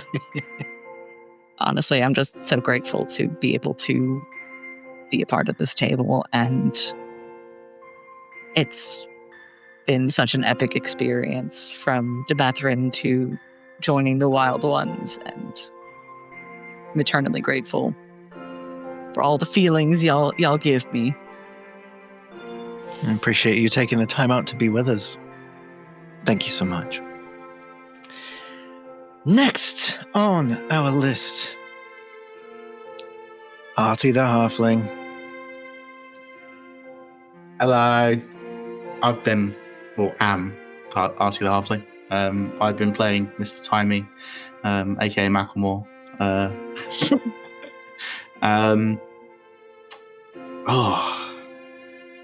Best moment. So I think Rhódania was probably the first episode of QuestJunkies I ever watched. I remember vividly sort of starting to watch in the middle of the tournament where I think Connell was fighting Broku, was it? Yep.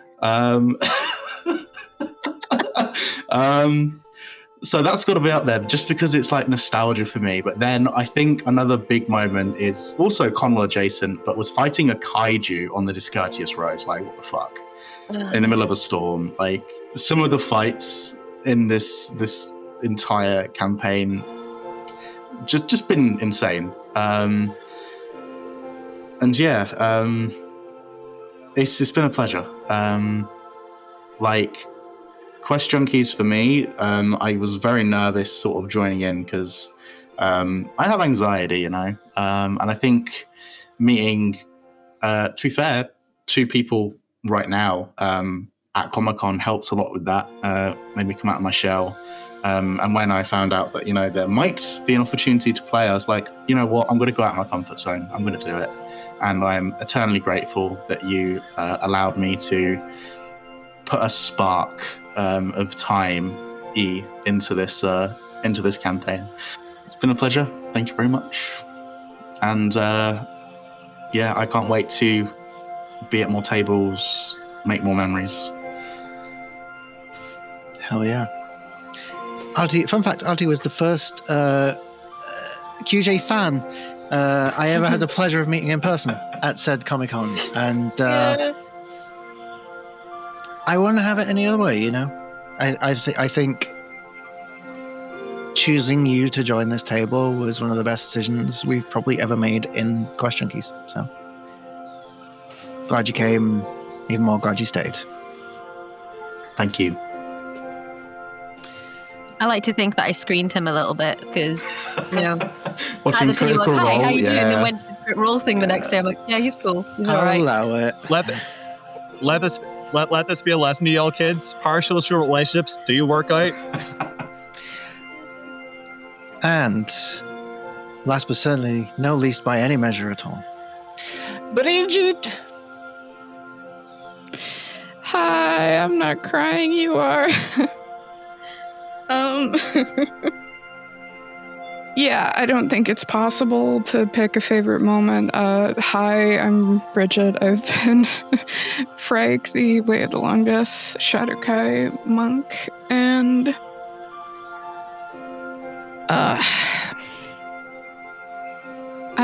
I would be a different person today, I think, if I hadn't joined this group. In the best possible sense. Let's see. All of our campfire episodes where we just think we're gonna sit down and have ourselves a conversation, and then out of the blue, the monsters came. And they could have been anything, because half the time they were caused by the Wyld Brew. And how I'm still going to think about this campaign for years and years. Generally, when I'm not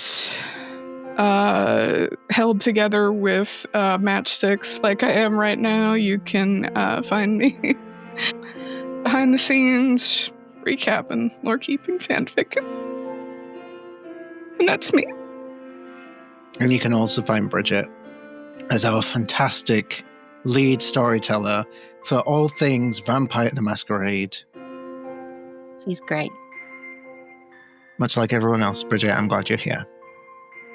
And that's me. Hi. I'm Patch, the Ever Humble Dungeon Master. I play everybody else. I don't remember my thing. It's been a while since I've done this. You can find me here on QuestJunkies, my home. You can also find me on Phoenix Iwaki. If not still in Center's Tyranny, I'm probably bobbing around in something else. I'm going to be a nuisance because I'm going to be around other places, so get used to it. But QuestJunkies always comes first because it is home. And I don't know if I can pick a favorite moment. There's been too many. I think for my favorite moment is that first time at Roshan's Rise where Rhódania started to get some memories back. I think that was quite a special moment. For Connell, it was trusting me to bring you back into the story after your time away and giving you not just the moment that I think we both wanted for your character, but the moment I think your character deserved to come back.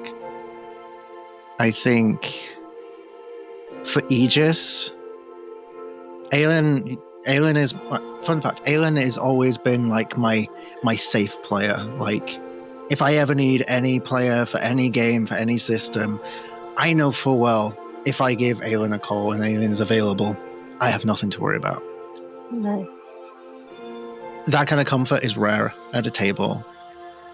Artie, again, you know, meeting you at MCM, amazing time, and then going on to tell some awesome stories. And I feel like we're just only just scratching the surface of what we can do. Sort of not campaign moment, but I think my favorite thing has been working on things for the next campaign, and more importantly, the things for the book that we're putting together that is going to be tied into this campaign. QJs have no idea what's coming. You ain't seen nothing about it yet, let me tell you. And Bridget, I've seen you transformed, as you said, from day one. Someone really shy and anxious, but really determined to give it a try, to leading your own multiple series now on QuestJunkies. Pride, I would say I'm proud of you, but I don't think that's a good enough term, if I'm honest. Pride is just not enough. But I'm eagerly excited to see just how much higher you saw. And I think that's that. I mean, killing Brim was fun. Fun moments. Being back was an even better time. Cheesy feet. That was always a fun time. That's why I'm not coming back. Yeah, that was it. That was the condition. I broke the one rule. Why was he not brought back to life? Eh? You brought back a fucking isle, but not cheesy Because feet? not even the Convergence could undo that. I'm sorry. It is what do they call it in Marvel? It's a thingy event. Fuck that. I'm gonna say convergent event because of your fucking game. Canon event, can't interfere. Canon event. But yeah, that's it. So I guess, yeah, as I said before, all the love to you guys at home, all the love to my wonderful table. We'll see you really soon for many more stories. And New game plus when? I wouldn't say New Game Plus, but How fast can we crash the ship this time? Speed run. but for all time's sake, let's have a post-credit scene. Oh my god. This post-credit scene is going to focus on a Whiskari. Very nondescript, racing through the trees, in some forest somewhere in Rhódania. Darting between branch after branch, like it's chasing something. Maybe it's chasing a squirrel, maybe it's... We're not sure. And eventually it jumps and stops and looks ahead. And a tree across the way, on an equally high branch, we see this spectral figure, a Kilara, one of the many forest spirits that inhabit the world of Rhódania since its return. The Whiskari looks in a chaotically playful way and sort of starts wiggling its head and its butt like it's ready to pounce. The Whiskari sort of looks and is like just sort of minding its own business. And then the Whiskari leaps to try and catch it, completely phasing through this Kilara and tumbling down this tree, not hurting itself, but landing on its feet. Looks around confused, turns around, and it sees two travelers walking. One of them holding what looks like a strawberry muffin in their hand. As the Whiskari looks on and starts wiggling again, the person holding the muffin sort of protecting it, and the camera pans up into the sky as the gods watch on and see that some wheels just keep on turning. Are you gonna have that? And that's all for this week. That's all for this campaign, should I say. See you next time. Love you. Not me.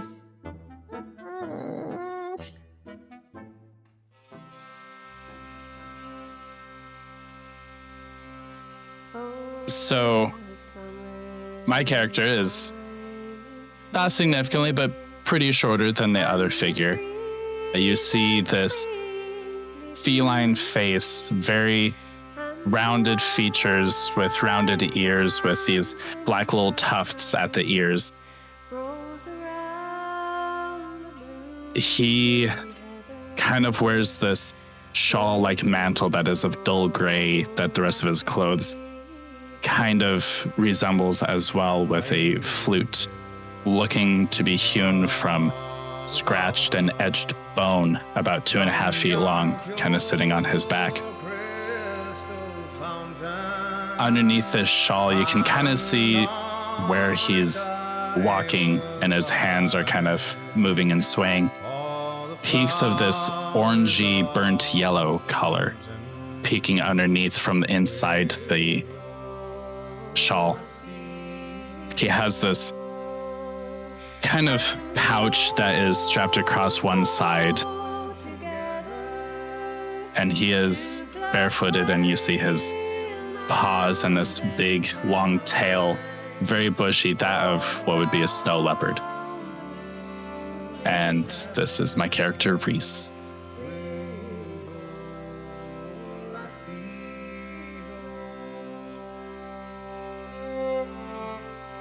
Even from a distance, I imagine this woman might look rather strange because she has very, very pale skin.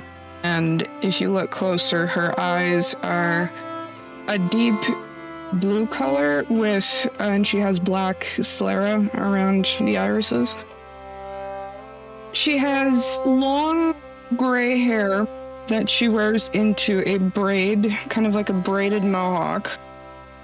The sides of her head are shaved, and she is wearing the ultimate blend of form meets function, so it's just enough to room in her clothes for activities, and at the same time, it's a lot of dark coloring she has.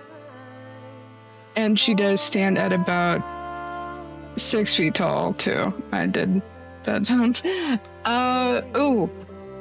So in addition to room and like a lot of ability to move around in her clothes should she need to, she also wears gladiator sandals that go up to her knees. And she kind of has this look about her like she's seeing a lot of things for the first time and is still unsure of what to make of new experiences that cross her path, although she's relieved by her walking partner, as it were.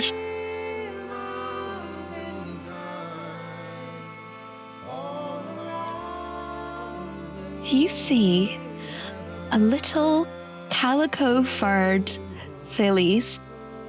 She is curious in nature. She has a little dark patch, like kind of like almost like an emo fringe or like a beret, kind of covering one side of her face.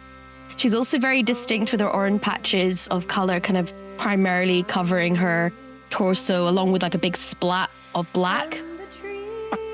She has furry socks, each of a different color, although like my front paws are kind of like covered in, well, what should be paws are actually gloves. My tail is fully ginger with little small spots of white with a little black tip, as almost as if I've dipped it into a pot of ink. My eyes are 2 different colors. I'm not sure how this came, but I was the only one in the litter to have this distinct eye color. My left eye is a bright, bright blue, and my green eye, and my right eye is green, almost like shining like an emerald. But I'm sure like everyone else looks like this. I just know that the rest of my family are a bunch of weirdos and they don't look like that.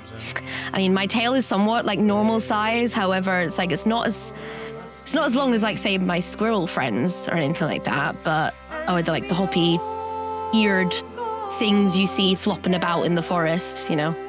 But I also have some little bold lines along my stomach from which I don't know why. Maybe I've been scratching myself at night.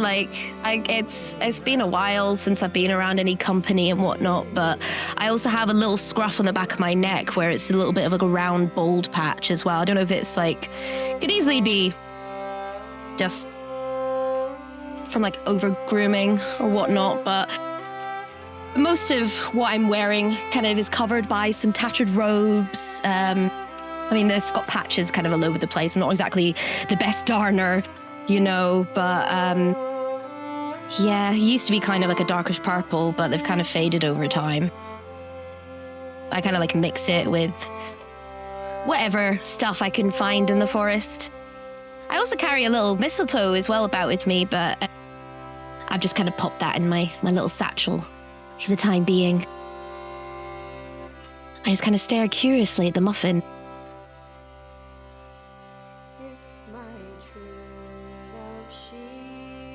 A 6 foot tall earth genasi. So the way his form kind of came about was his hair kind of like formed up the ways, almost like stalactites. So he's kind of got like loads of like stalactites like protruding through his head. He's got an overextended brow. He's wearing like this like scarlet red tunic with like gold shoulder pads. He's got black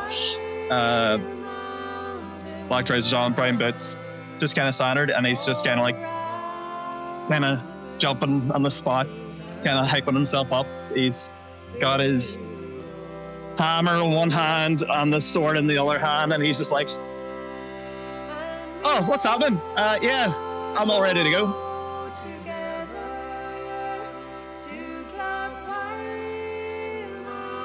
You see him in a very nice silk tie, with what looks like very out of place clothing, in that he's wearing like a tweed jacket with like patches at the elbow. Like it's very professorial, from a world that is a little different. He sort of eschews the traditional robes of a wizard or a mage.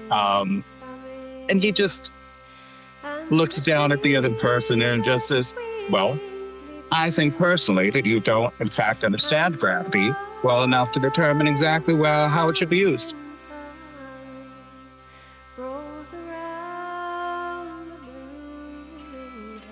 So interestingly, the moment that you meet this individual, you can't really make out anything on the face, because what you are greeted by before the grapple is an instinctual look through a pair of heavy tinted goggles and a red bandana covering their mouth, a hood, black hood, kind of staring back at you with this almost, how shall we say, horrified visage of two cats leaping at him.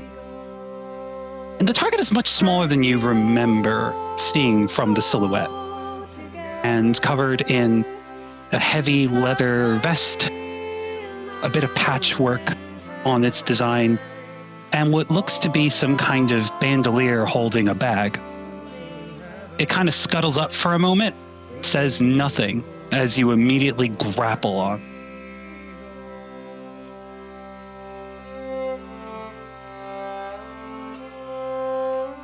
So Aegis is an albino drow who is generally cloaked if it's daytime, and very, very like pale, kind of ethereal features. Given that he's mostly cloaked, perhaps you wouldn't notice initially that maybe his limbs are a bit too long and his features are very, very doll-like. Like when he sits, he's just a little bit too still. And his features are just a little bit too perfect.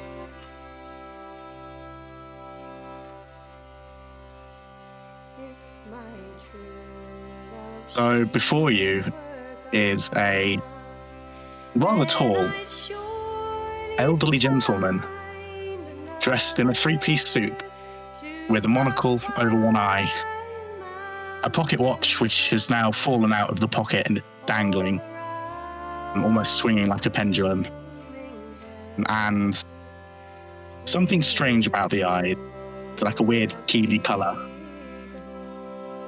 Sort of just looks back at you. Oh. So sorry. I need you to come with me if you want to live. It's not truly an adventure if the end is guaranteed.